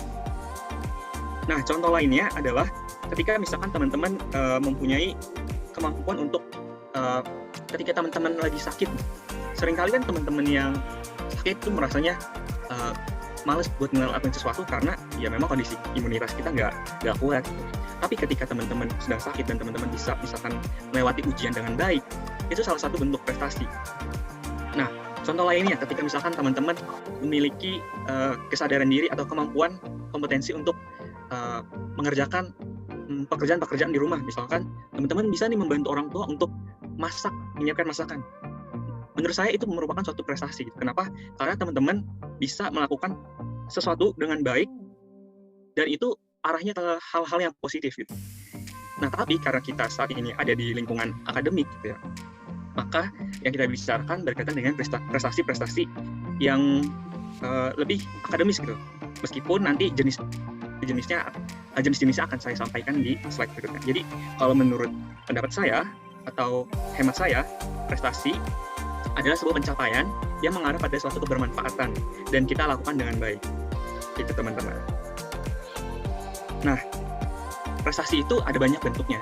Salah satunya di sini prestasi akademik. Jadi prestasi akademik adalah kemampuan, kecakapan, dan juga prestasi dalam sebuah lembaga formal yang didapatkan karena adanya proses belajar dari waktu ke waktu. Atau dalam kata lain, prestasi akademik itu bisa kita maknai sebagai prestasi belajar gitu. Makanya hal-hal yang berkaitan dengan prestasi akademik itu biasanya seperti mahasiswa lulusan terbaik, mawapres, IPK yang tinggi, memenangkan olimpiade nih mungkin dari FMIPA, olimpiade sains, atau publikasi artikel ilmiah di jurnal bereputasi. Itu juga merupakan suatu prestasi gitu, meskipun terkadang kalau misalkan publikasi artikel ilmiah itu nggak mendapatkan gelar juara, tapi sebenarnya itu adalah bentuk dari prestasi akademik. Contoh lainnya, teman-teman bisa membuat skripsi yang bagus gitu, skripsi yang selesai, itu juga merupakan prestasi akademik teman-teman. Tapi memang teman-teman nggak mendapatkan suatu gelar gitu. Tapi kalau misalkan di perkuliahan ya, tadi kalau mendengar cerita dari Kak Palupi mendapatkan skripsi terbaik gitu. Jadi itu salah satu bentuk dari prestasi akademik teman-teman. Tapi selain prestasi akademik, ada juga prestasi non akademik. Nah kalau tadi mungkin lebih ke teman-teman yang berdaya pikirnya tuh yang menggunakan otak kiri gitu. Tapi ada juga teman-teman yang lebih didominasi oleh otak kanan gitu, atau berpikirnya lebih kreatif gitu. Nah, prestasi non-akademik ini apa? Jadi prestasi yang dilaksanakan di luar ketentuan yang telah ada dalam kurikulum dan juga lembaga formal yang digunakan sebagai wadah pengembangan diri. Nah, misalnya teman-teman yang bisa desain nih, terus teman-teman ikut lomba, teman-teman juara lomba poster, itu salah satu bentuk prestasi dari non-akademik. Kemudian, teman-teman bisa membuat suatu ilustrasi gitu, baik itu secara digital ataupun menggambar manual. Dan teman-teman mengikutkannya kepada suatu perlombaan. Teman-teman menang, itu teman-teman mendapatkan prestasi non akademik. Atau ketika teman-teman memasukkannya ke dalam pameran gitu. Jadi teman-teman punya karya dan diikut sertakan ke dalam suatu pameran. Itu salah satu bentuk prestasi non akademik juga. Nah, teman-teman yang misalkan suka untuk public speaking gitu, salah satu prestasi non-akademik yang bisa teman-teman capai itu misalnya teman-teman menjadi duta. Kayak gitu. Kan di UNJ ini, kebetulan di setiap fakultas itu biasanya akan ada dutanya, duta fakultas. Lalu di tingkat universitas pun juga ada. Nah, teman-teman tuh bisa coba juga loh prestasi yang non-akademik. Kalau memang teman-teman nggak mau melulu berurusan dengan akademik gitu. Kayak pusing, misalkan udah dari pagi jam 8 sampai jam 4 kuliah terus prestasinya nanti akademik. Nah, teman-teman bisa nyoba alternatif lain, yaitu di prestasi non-akademik.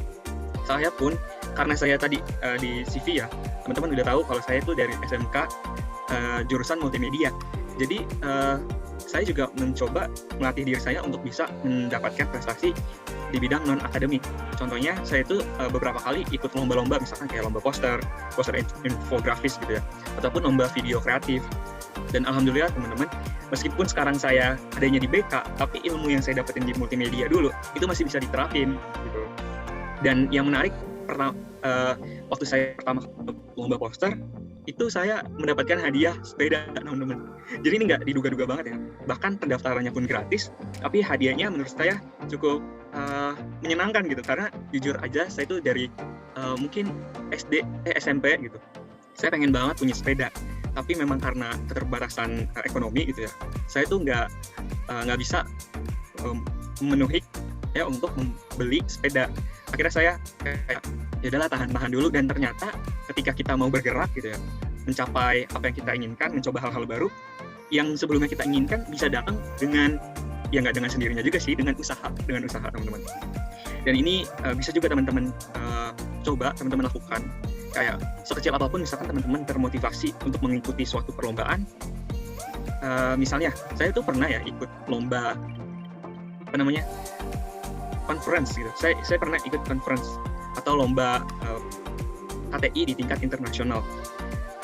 Itu diawali dari saya yang pengen mendapatkan sebuah medali, karena jujur saya pernah mendapatkan medali waktu itu. Dan alhamdulillah di percobaan pertama bersama teman-teman saya, itu saya bisa mendapatkan medali silver. Dan itu menggerakkan saya untuk kayaknya bisa deh coba lagi untuk dapetin gold. Tapi memang dalam prosesnya tentu nggak semudah itu ya. Jadi ketika saya ikut lagi, alhamdulillahnya saya mendapatkan medali silver lagi. Jadi masih belum dapat nih goalsnya untuk medali emas. Tapi itu akan terus memotivasi saya untuk di percobaan-percobaan berikutnya. Oke, jadi teman-teman udah tahu tadi prestasi itu apa, jenis-jenis prestasinya secara garis besar, ada akademik dan non-akademik. Nah, kemudian, jadi mana nih yang lebih penting antara prestasi akademik dengan prestasi non-akademik? Mungkin ada yang mau menyatakan pendapatnya nih di kolom chat? Atau mau coba menyatakan pendapatnya lewat on mic langsung? Ada nggak? Oke. Kalau saya mau coba. Oke, ini siapa ini yang on mic? Boleh. Halo. Oke. Makasih Kak, tapi sebelumnya saya mau ya. Iya. Yulia Maharani. Apa suara saya terdengar, Kak? Terdengar, tapi tadi sempat putus-putus nih. Apa sekarang sudah terdengar dengan jelas?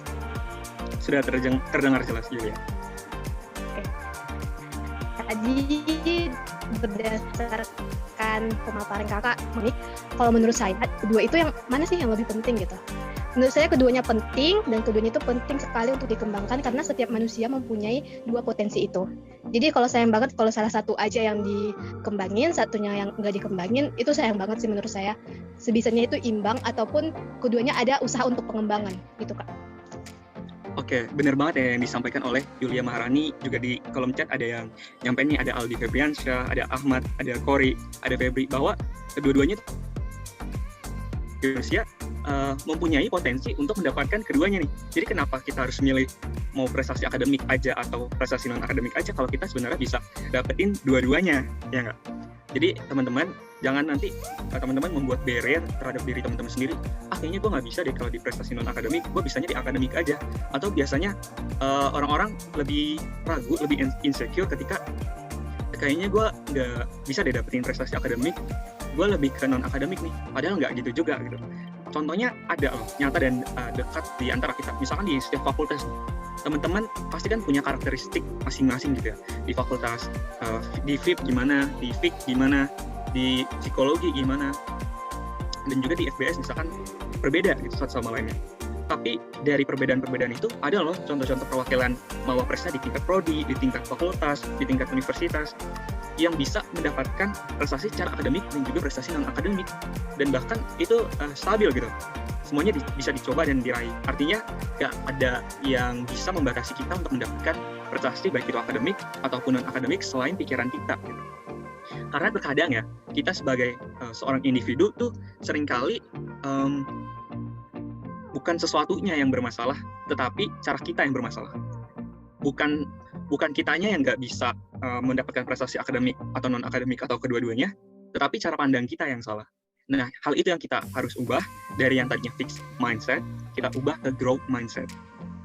Jadi, itu juga makanya saya tuh nggak membatasi diri untuk ikut atau mencoba hal-hal baru di bidang akademik aja, tapi di bidang non-akademik juga saya mencobanya. Dan alhamdulillah dalam kurun waktu 1 tahun terakhir, khususnya di tahun 2021, bisa dikatakan itu tahun yang sangat progresif ya bagi saya, karena saya bisa mendapatkan prestasi baik di bidang akademik ataupun non-akademik sekitar 10-15 prestasi gitu.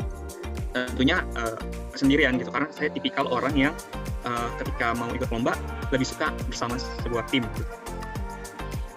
Dan juga di tahun sebelumnya, di tahun 2021, khususnya di semester kemarin nih, baru semester kemarin, itu juga alhamdulillah saya terpilih sebagai mahasiswa yang ada di angkatan pertama pertukaran mahasiswa merdeka, dan saya ditempatkan di Aceh, khususnya di Universitas Syekh Kuala gitu. Dan itu saya mendapatkan banyak pelajaran gitu, bahwa pendidikan di Jakarta gitu ya, yang merupakan sebuah ibu kota, cukup berbeda dengan pendidikan yang ada di Sumatera, bahkan di ujung Sumatera gitu, di wilayah paling ujung Indonesia. Salah satu yang paling, dari mulai gaya belajarnya, gaya dosen mengajarnya, itu banyak banget perbedaan, dan itu menambah pengalaman saya tentunya.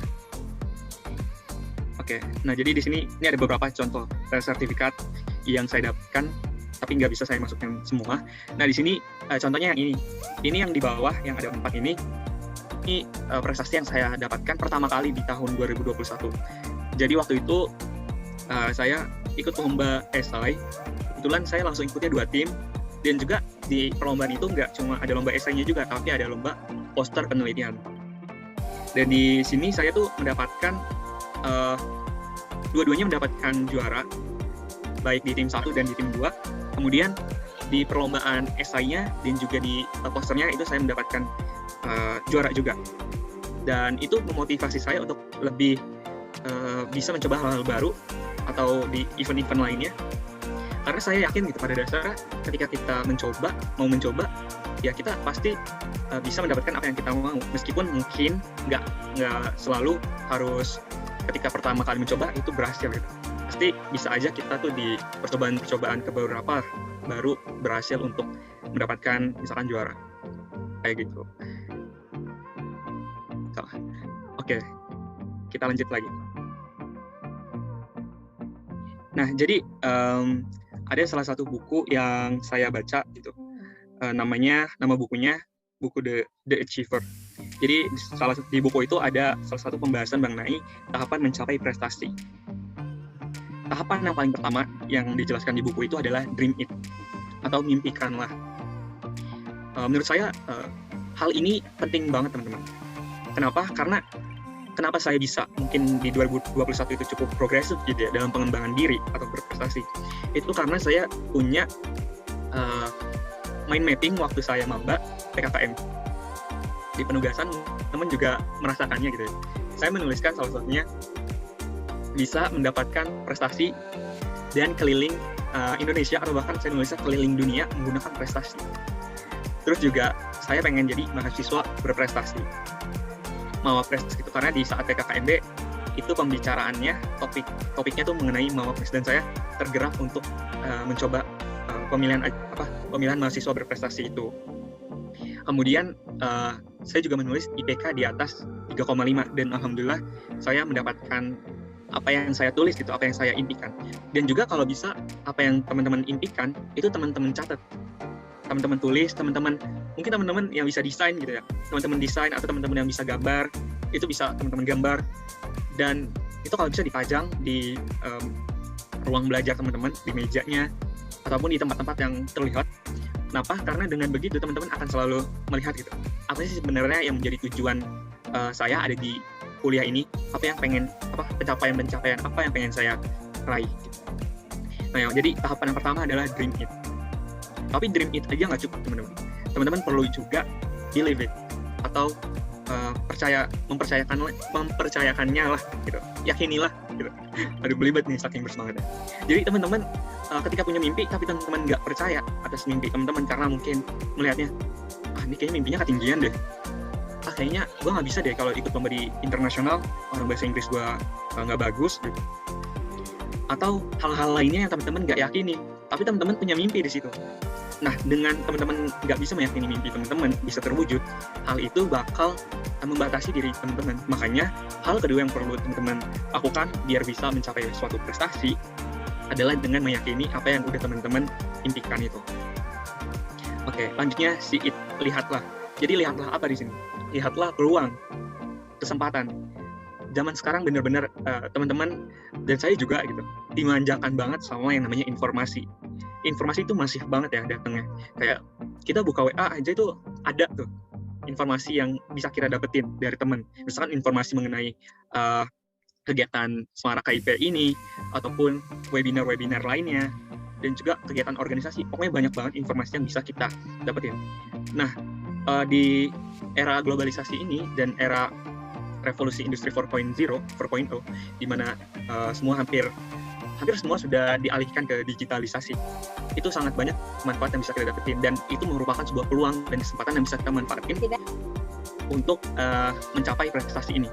Jadi ketika teman-teman melihat misalkan informasi lomba, teman-teman bisa keep dulu atau langsung tuh mendaftar kalau misalkan teman-teman udah siap dan yakin.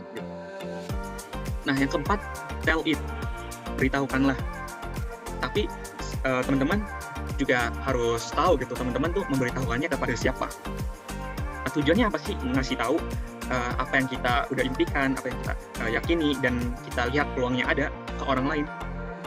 Menurut saya pribadi, hal ini tuh misalkan kita ceritanya ke teman gitu, ke sahabat dekat kita. Nah, dengan begitu kita bisa aja tuh selalu diingatkan oleh teman dekat kita kalau lu ingat gak sih lu punya mimpi ini, lu tuh harus wujudkan gitu. Jadi sebagai pengingat juga gitu. Atau ketika misalkan teman-teman memberitahunya ke rekan satu organisasi, nah teman-teman akan selalu diajak, misalkan bisa aja teman-teman ketika misalnya di KPM ya, saya bilang saya pengen deh ikut lomba di tingkat internasional, kan apa yang kita impikan itu bisa aja nanti teman yang kita kasih tahu itu bisa ngajak kita ketika dia pengen ikut lomba internasional juga gitu. Ya, jadi itu sebagai sarana kita juga untuk mewujudkan apa yang udah kita impikan, tentunya untuk mencapai sebuah prestasi. Nah, udah penting juga nih teman-teman untuk merencanakannya. Kenapa sih merencanakan itu penting? Karena kita nggak pernah tahu ya apa yang terjadi di masa yang akan datang. Makanya kita tuh harus bikin perencanaan gitu. Misalkan kalau nggak plan A, kita bisa plan B gitu.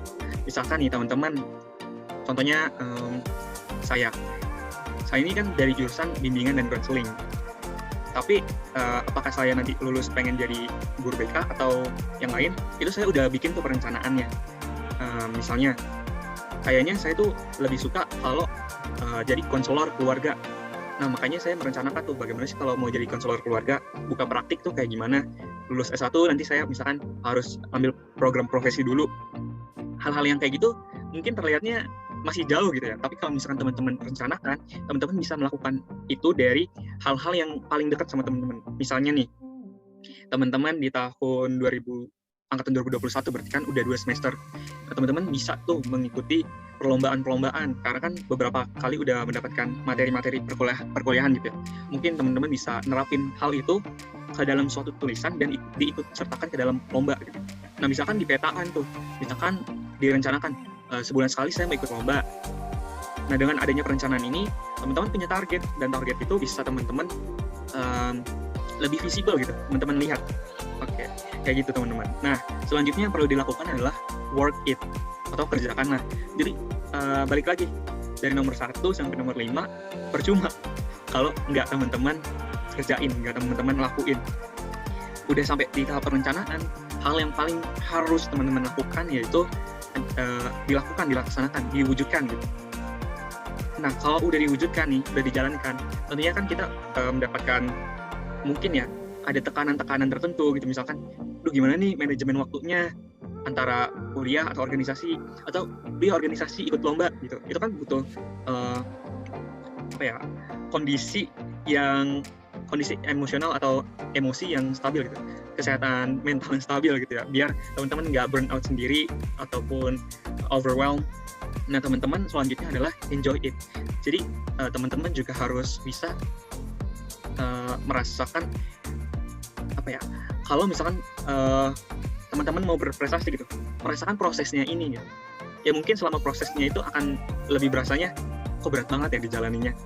Tapi dengan teman-teman bisa misalkan merasakan hal itu, teman-teman bisa tahu nanti ketika udah dapet sesuatu, oh ternyata rasa capek yang udah gue curahkan ada hasilnya loh. Gitu. Dan juga misalkan teman-teman yang ikut organisasi nih, seringkali kan mendapatkan proker gitu ya. Mungkin ada yang dibagi-bagi PJ-nya, proker ini PJ-nya siapa. Nah, jangan jadikan hal itu sebagai beban gitu.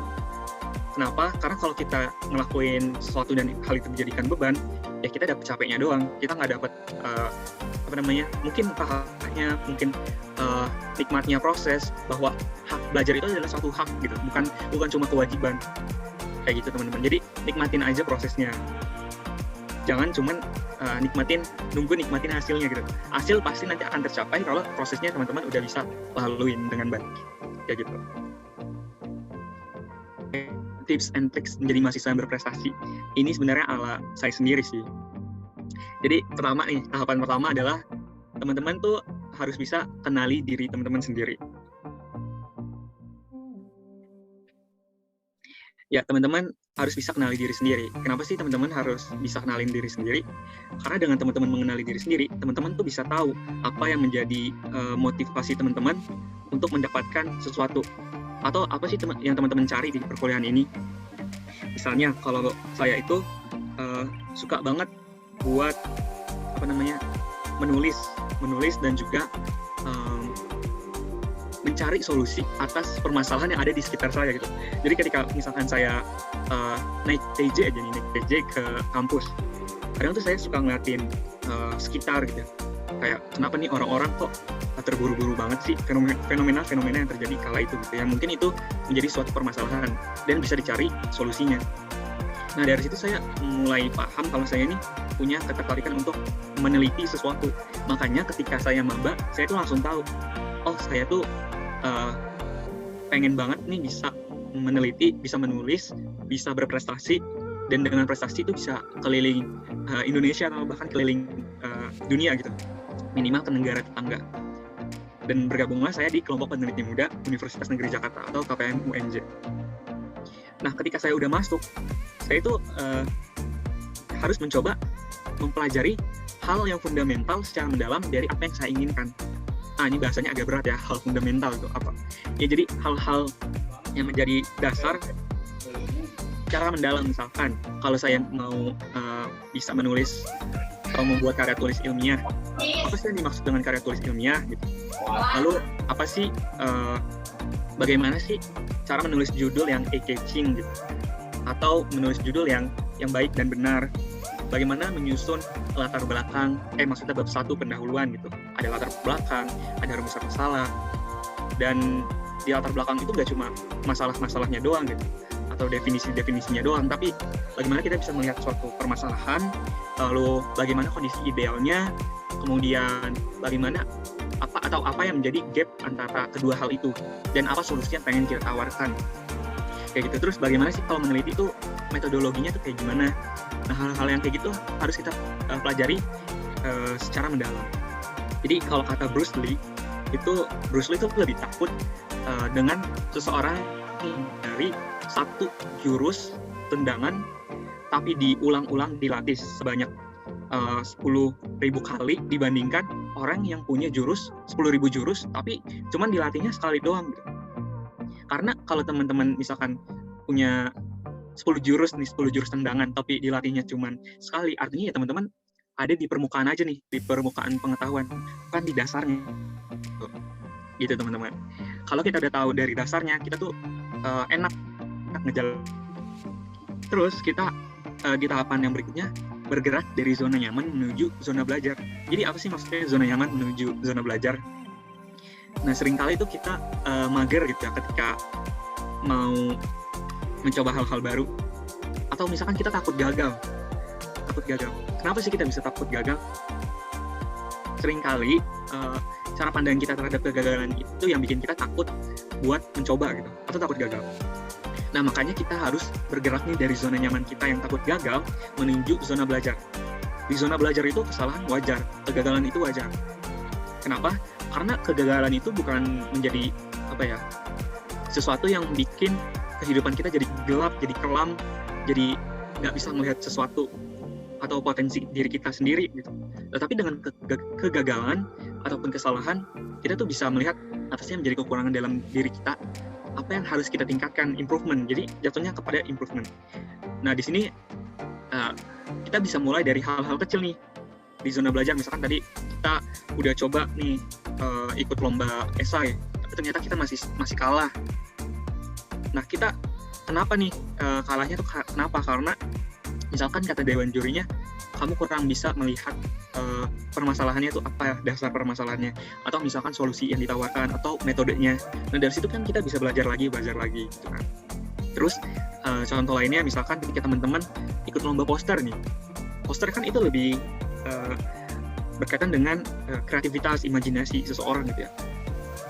Nah, dengan teman-teman bergerak dari zona nyamannya menuju zona belajar, jadi teman-teman tuh bisa explore lagi gitu.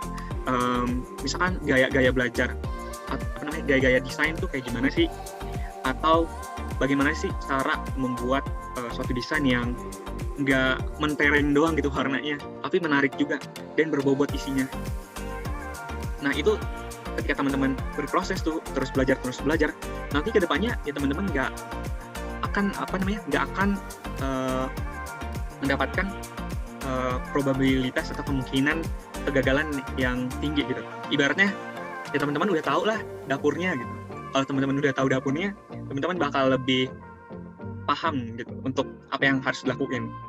Nah, terus tahapan yang keempat ini berkaitan dengan temukan supporting community, atau biasanya kita juga menyebut support system gitu. Kenapa kita perlu mendapatkan supporting community?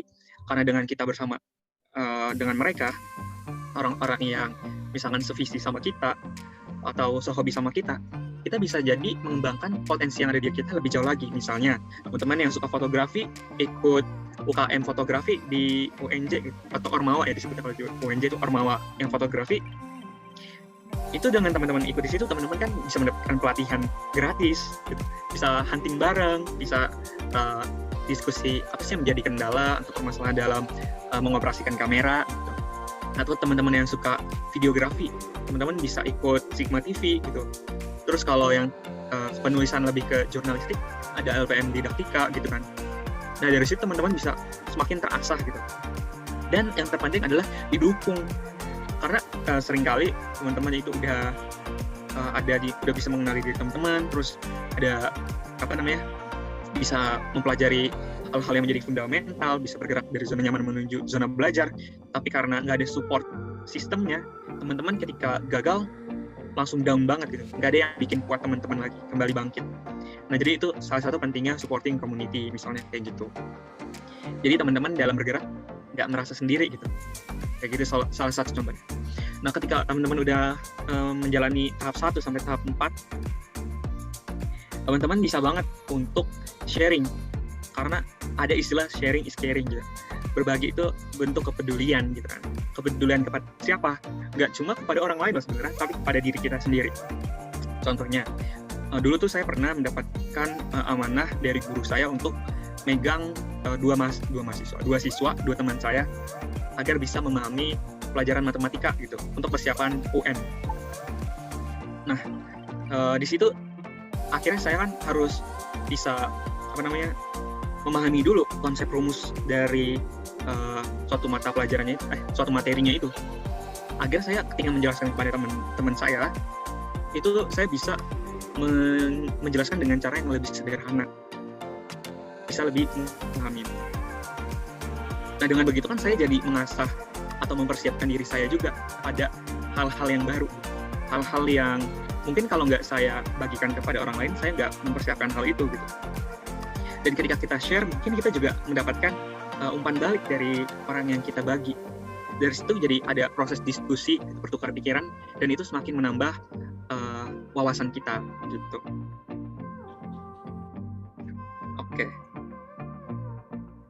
Oke, nah tadi udah ada tips dan triksnya mengenai bagaimana cara berprestasi.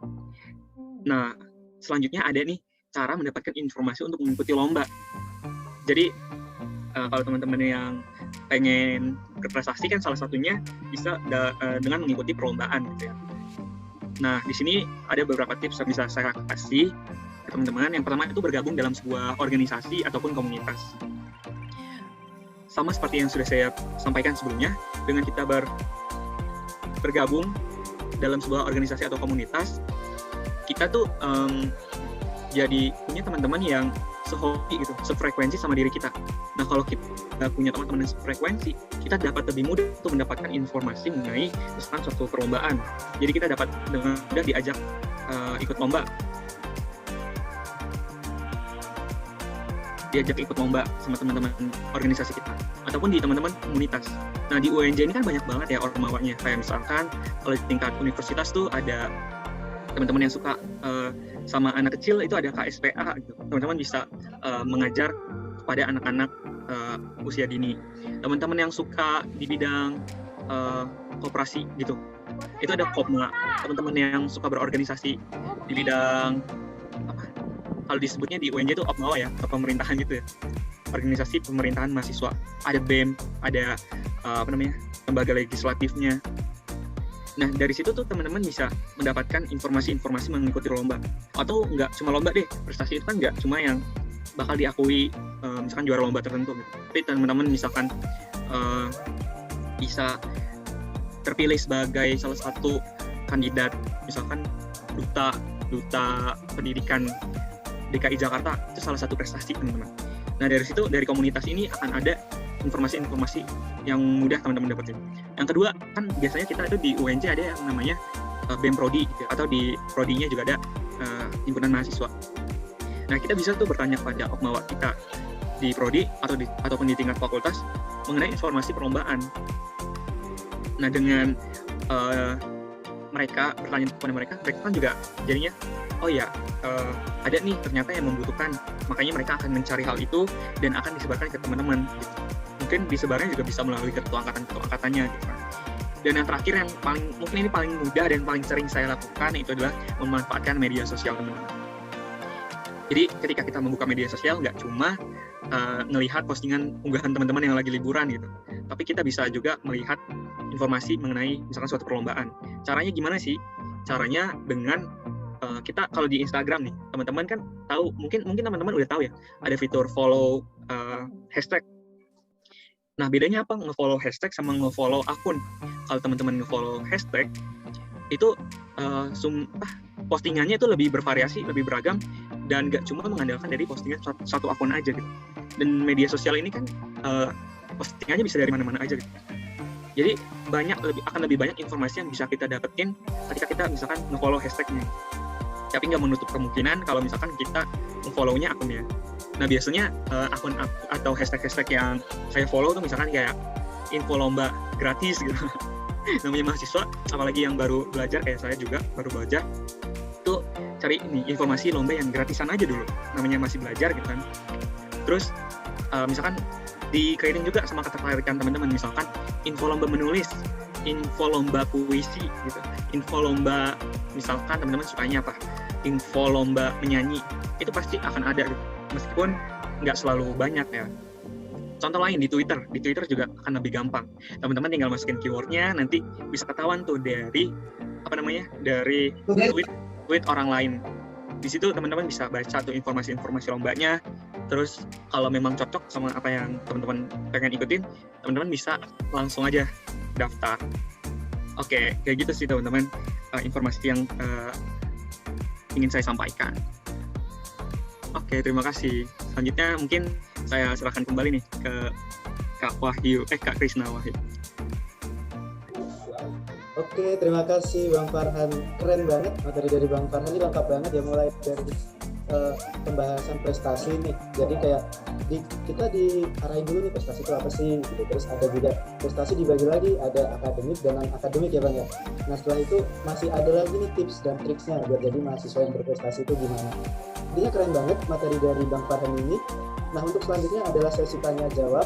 Untuk teman-teman yang ingin bertanya boleh langsung aja raise hand atau bertanya di kolom chat, silakan.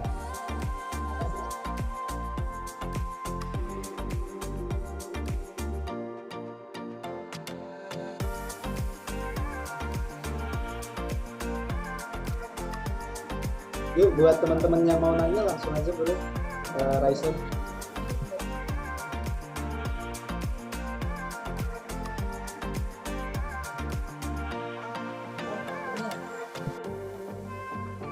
Wah, ada yang raise hand tuh Bang, dari FT Jamil Mukhlisin.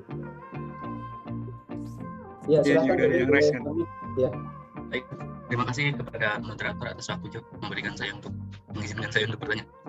Kak, kalau misalkan tadi kan ada tips dan trik biar kita bisa menjadi mahasiswa yang berprestasi tuh, Kak. Kan ada yang dapat diri sendiri. Saya tuh kadang masih kesulitan buat menilai diri kayaknya.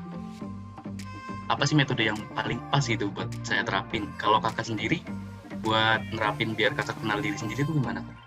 Metodenya gitu Kak? Oke, ini menarik banget ya, dan mungkin ini keresahan nggak cuma dari Jamil ya, tapi dari teman-teman yang lainnya. Oke, bagus banget pertanyaannya, dan terima kasih atas pertanyaannya Jamil. Jadi gimana sih cara saya menentukan atau menemukan minat saya? Ya jadi mungkin pertama-tama tuh dari gaya belajar saya dulu ya. Saya tuh tipikal orang yang misalkan kalau dalam suatu ruangan itu harus hening gitu ketika belajar.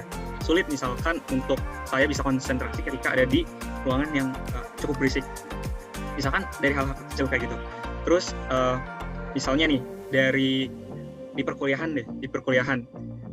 Apa sih topik-topik di perkuliahan kita tuh yang menarik minat kita? Contohnya saya tertarik banget untuk mempelajari konseling keluarga. Karena menurut saya, jadi beberapa teman saya itu ada yang cerita bahwa mereka tuh punya permasalahan kesehatan mental yang disebabkan oleh keluarganya nih. Nah saya jadi tergerak untuk kayak, oh bisa ya ada hal-hal yang seperti itu. Nah itu saya jadi punya minat gitu. Terus saya juga senang akhir-akhir ini membahas tentang gender gitu. Dan hal itu yang saya pelajarin tanpa disuruh. Nah, jadi kuncinya bagaimana sih kita bisa tahu apa yang menjadi minat kita gitu. Bagaimana kita bisa mengenali diri kita. Coba aja deh teman-teman lihat lagi nih, scanning lagi kebiasaan teman-teman. Apa sih yang biasanya tuh nggak disuruh, tapi teman-teman dengan senang tuh ngelakuinnya. Kayak misalkan ada nih teman-teman yang senang untuk bisa melakukan pengabdian kepada masyarakat. Artinya itu adalah hal yang teman-teman sukai gitu. Kalau tadi Kak Palupi, Kak Palupi senang banget nih untuk bisa mendongeng, menceritakan kepada anak-anak, berada di sekitar anak-anak. Nah dari hal-hal yang kayak gitu, Kak Palupi jadi tergerak untuk kayak tadi ketika Mawapres akhirnya menciptakan program yang berkaitan dengan anak-anak, berkaitan dengan literasi. Dan saya yakin itu Kak Palupi melakukan hal itu dengan senang gitu, dengan tanpa paksaan. Jadi kuncinya kayak gitu Jamil. Coba Jamil lihat lagi nih, apa sih yang menjadi topik yang ketika nggak dosen suruh atau nggak orang lain minta Jamil buat pelajari, tapi Jamil pelajari. Kalau saya waktu itu kesehatan mental, tentang kesehatan mental. Kayak gitu. Baik Kak, terima kasih atas jawabannya Kak. Yo Jamil, terima kasih. Gimana Jamil, udah terjawab? Terjawab Kak, terjawab. Selanjutnya dari Fakultas Ilmu Sosial ya, FIS, yaitu Yulia Maharani, boleh langsung unmute aja. Oke, baik, terima kasih kesempatannya. Perkenalkan saya Yulia Maharani dari Fakultas Ilmu Sosial. Nah, di sini pada kesempatan kali ini saya ingin bertanya kepada Kak Rizky. Kan kakak ini udah memaparkan tadi banyak sekali gimana proses dari dulu hingga sekarang sehingga mendapatkan atau memiliki prestasi yang gemilang ya Kak. Dan di sini pertanyaan saya, bagaimana kita Kak meyakinkan diri kita sendiri bahwa kita itu bisa gitu. Soalnya kadang-kadang saya masih ragu kalau saya mau ikut suatu lomba, apalagi seumpama saya terkendala dalam bahasa Inggris. Wah, ini lomba bagus tapi saya terkendala dalam bahasa Inggris itu. Bagaimana kita bisa untuk meyakinkan diri kita bahwa kita itu bisa walaupun ada keterbatasan pemahaman atau apapun itu gitu Kak. Terima kasih Kak. Oke, masih banyak juga nih buat Yulia Maharani dari FIS yang udah bertanya. Dan pasti orang-orang yang pertama kali pengen mencoba gitu, keluar dari zona nyaman menuju zona belajar nih, mengalami hal yang sama kayak yang Yulia sampaikan. Jadi kalau misalkan dari saya sendiri, bagaimana sih kita bisa memahami potensi kita gitu, meyakini potensi kita. Pertama, ya kita coba gitu. Karena ketika kita nggak mencoba, kita nggak bakal tahu tuh hasilnya. Apakah kita berhasil ataupun kita gagal gitu. Dan balik lagi, gagal itu bukan berarti kita tidak kompeten gitu. Atau gimana ya? Gagal itu bukan berarti itu menghentikan langkah kita gitu. Justru kita harus melihat kembali bagaimana sih yang menjadi kekurangan kita sampai kita belum bisa masuk ke kriteria penilaian si jurinya nih. Contohnya kalau misalkan tadi Yulia ragu untuk misalkan mengikuti lomba di tingkat internasional yang menggunakan bahasa Inggris. Ya Yulia coba dulu nih. Coba, dengan mencoba Yulia tahu kapasitas Yulia tuh baru misalkan di tingkat 2 gitu. Dari skala 1 sampai 5 misalkan di tingkat kedua. Nah dari situ kan Yulia tahu, oh berarti saya harus ningkatin diri saya ke tingkatan yang ketiga, keempat, kelima. Nah dari situ Yulia bakal lebih yakin sih. Kenapa? Karena gak ada sesuatu tuh yang gagal gitu. Dan juga hal yang paling penting adalah berkaitan dengan pola pikir kita. Kadang kita kan ragu-ragu untuk mencoba karena kita nggak yakin sama diri kita sendiri gitu. Padahal harusnya kalau misalkan orang lain nggak yakin sama diri kita, ya yang bisa ngeyakinin diri kita harusnya diri kita sendiri kan. Nah ini kalau diri kita nggak bisa yakinin diri kita sendiri, itu gimana diri kita bisa maju gitu. Jadi coba ubah cara berpikiran. Misalkan ketika kita mau coba lomba di tingkat internasional, misalkan kita ragu, oh iya kayaknya gue bisa deh ikut lomba internasional karena gue nggak punya bahasa Inggris yang lancar gitu. Tapi bisa aja nih Yulia kayak, oke, mungkin gue emang belum lancar, tapi dengan gue ikut lomba, gue jadi lebih tahu di mana kekurangannya gitu. Jadi kegagalannya atau kekurangannya itu dijadikan motivasi buat jadi jauh lebih baik lagi. Nah dari situ bakal muncul keyakinan dalam diri buat nggak takut gagal. Intinya kuncinya jangan takut gagal. Atau kalau misalkan teman-teman mendapatkan kegagalan, cari cara terbaik untuk melihat atau memandang kegagalan itu. Jangan melihatnya kegagalan adalah sebuah bentuk buat kita menghentikan langkah kita gitu, untuk di bidang itu. Kayak gitu sih kalau dari saya.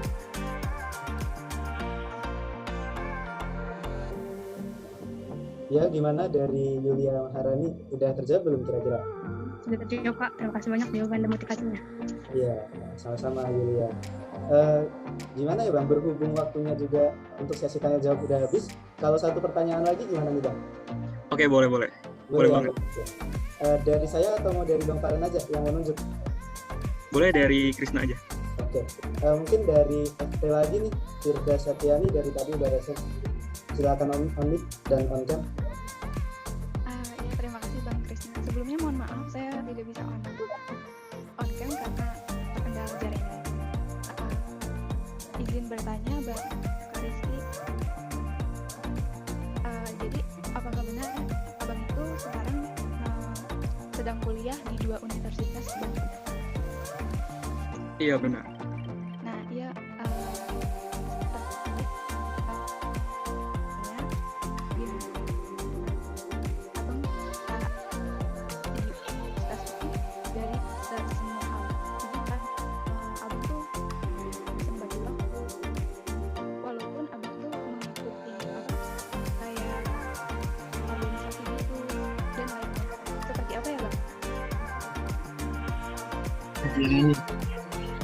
Oke, tadi Frida yang bertanya.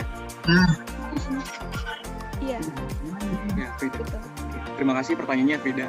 Jadi bagaimana saya bisa mungkin memanajemen waktu saya dan kegiatan saya ya, yang mana ada perkuliahan yang cukup padat, terus juga ada organisasi dan mengikuti beberapa kegiatan di luar itu semua. Ya jadi kalau dari saya mungkin bisa membuat table manajemen waktu gitu. Nah dari situ saya bisa mengetahui mana sih yang paling mendesak, mana yang bisa saya lakukan nanti. Jadi waktu saya lebih teratur gitu. Nah dengan memanfaatkan waktu yang teratur ini kita bisa bergerak jadi jauh lebih optimal gitu. Dan juga mungkin memang ada hal-hal yang harus kita korbankan gitu ya. Misalkan kalau tadi kita biasanya tidurnya 8 jam, mungkin saya itu cuma misalkan 7 jam atau 6 jam dalam sehari. Tentunya hal-hal yang kita korbankan saat ini itu ya menjadi sesuatu keharusan gitu yang kita harus bayar biar nanti ke depannya kita mendapatkan hasil yang lebih baik. Jadi pengorbanan kita tuh bukan tanpa manfaat. Misalnya teman-teman udah nyoba hal-hal baru tapi teman-teman gagal, bisa jadi energi yang udah teman-teman gerakin di kegiatan tersebut akan dipersiapkan untuk event atau kegiatan yang jauh lebih besar lagi di kemudian hari. Nah, saya juga menerapkan hal itu di perkuliahan. Jadi selain manajemen waktu, saya juga bisa melihat bagaimana memanfaatkan misalkan waktu yang sedikit, kegagalan juga. Misalkan waktu itu saya sempat pernah nilainya itu rendah lah gitu. Itu jadi motivasi saya juga gitu buat kedepannya jadi jauh lebih maksimal lagi. Saya misalkan waktu itu gaya belajarnya gimana sih, kok bisa rendah nilainya. Jadi saya bisa mengenali diri saya sendiri lagi. Terus juga saya itu tipikal yang kalau misalkan kuliah itu fokus gitu. Jadi ketika udah selesai kuliahnya, saya bisa ngerjain hal yang lain gitu. Jadi benar-benar misalkan ngelakuin hal ini, fokus di hal ini. Nanti ngelakuin hal lain, ya fokusnya di hal lain gitu. Dan mungkin kalau misalkan kayak organisasi atau misalkan lomba, itu kan saya bekerja bersama tim. Jadi saya bisa membagi waktu dari hal itu gitu. Mungkin gitu ya jawaban singkatnya. Kalau misalkan ada pertanyaan-pertanyaan lagi yang belum terjawab, bisa melalui mungkin media sosial saya gitu, di Instagram. Itu Krisna dan juga tadi Frida. Oke, baik, terima kasih banyak Bang.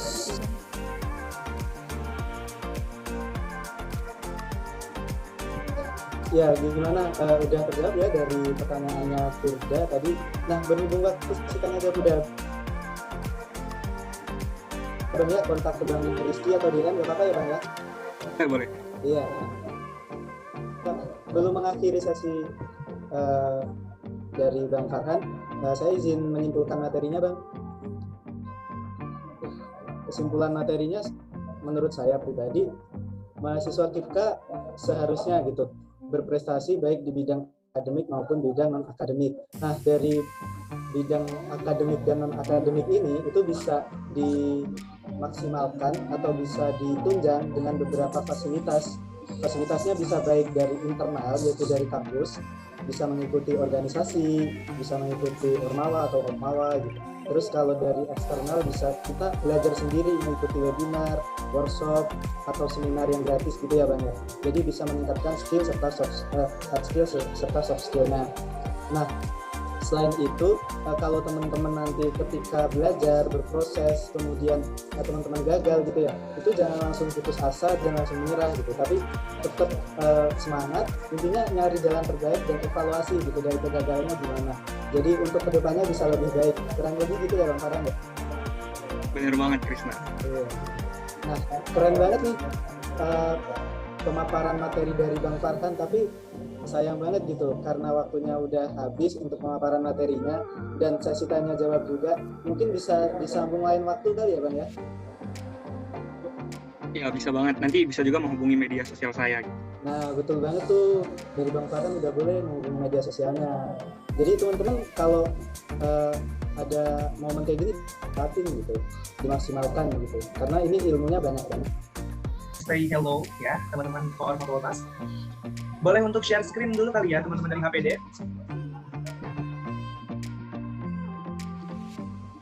Oke. Ini dia koordinator KIP Kuliah angkatan 2021 Universitas Negeri Jakarta. Boleh di-scroll. Yang pertama dari koordinator Fakultas Ilmu Pendidikan angkatan 2021 yaitu Zanati Naim Al-Islam, lahir Subang 14 Juli 2002 dari program studi pendidikan guru sekolah dasar. Zanati Naim Al-Islam, apakah ada di room Zoom ini? Oke, sepertinya nggak ada nih Kak. Lanjut kali ya Kak Ara. Oke, lanjut Kak. Oke, selanjutnya ada dari Fakultas Bahasa dan Seni, yaitu atas nama Fatia Rahmadianti, lahir di Jakarta tanggal 27 November 2021 dari Prodi Pendidikan Bahasa Prancis. Nah, keren banget nih. Halo Fatia, apakah ada di ruang Zoom meeting ini? Oh, ada Fatia Rahmadianti. Ini teman-teman FBS, yang dari FBS nanti koordinator fakultasnya yaitu ada Fatia Rahmadianti ya. Oke, lanjut. Selanjutnya dari koordinator Fakultas Teknik angkatan 2021 yaitu Haji. Boleh say hello, Haji. Halo. Nah, itu dia untuk dari Fakultas Teknik dari Prodi Pendidikan Teknik Bangunan. Oke, lanjut Kara. Selanjutnya ada dari Fakultas FIPA atas nama Isdawatyo Pratama Kusuma Delmi, lahir di Jakarta tanggal 12 Mei 2022 dari Prodi Pendidikan Fisika. Oke, halo Isdawatyo. Apakah ada? Sepertinya belum ada ya. Kalau tadi lempar dari Zoom ya. Oke, kita lanjut ke fakultas selanjutnya, yaitu koordinator untuk Fakultas Ekonomi, yaitu Andika Bagus Nugroho, lahir Jakarta 4 Oktober 2001 dari program studi pendidikan bisnis. Apakah Andi Bagus Nugroho sudah ada?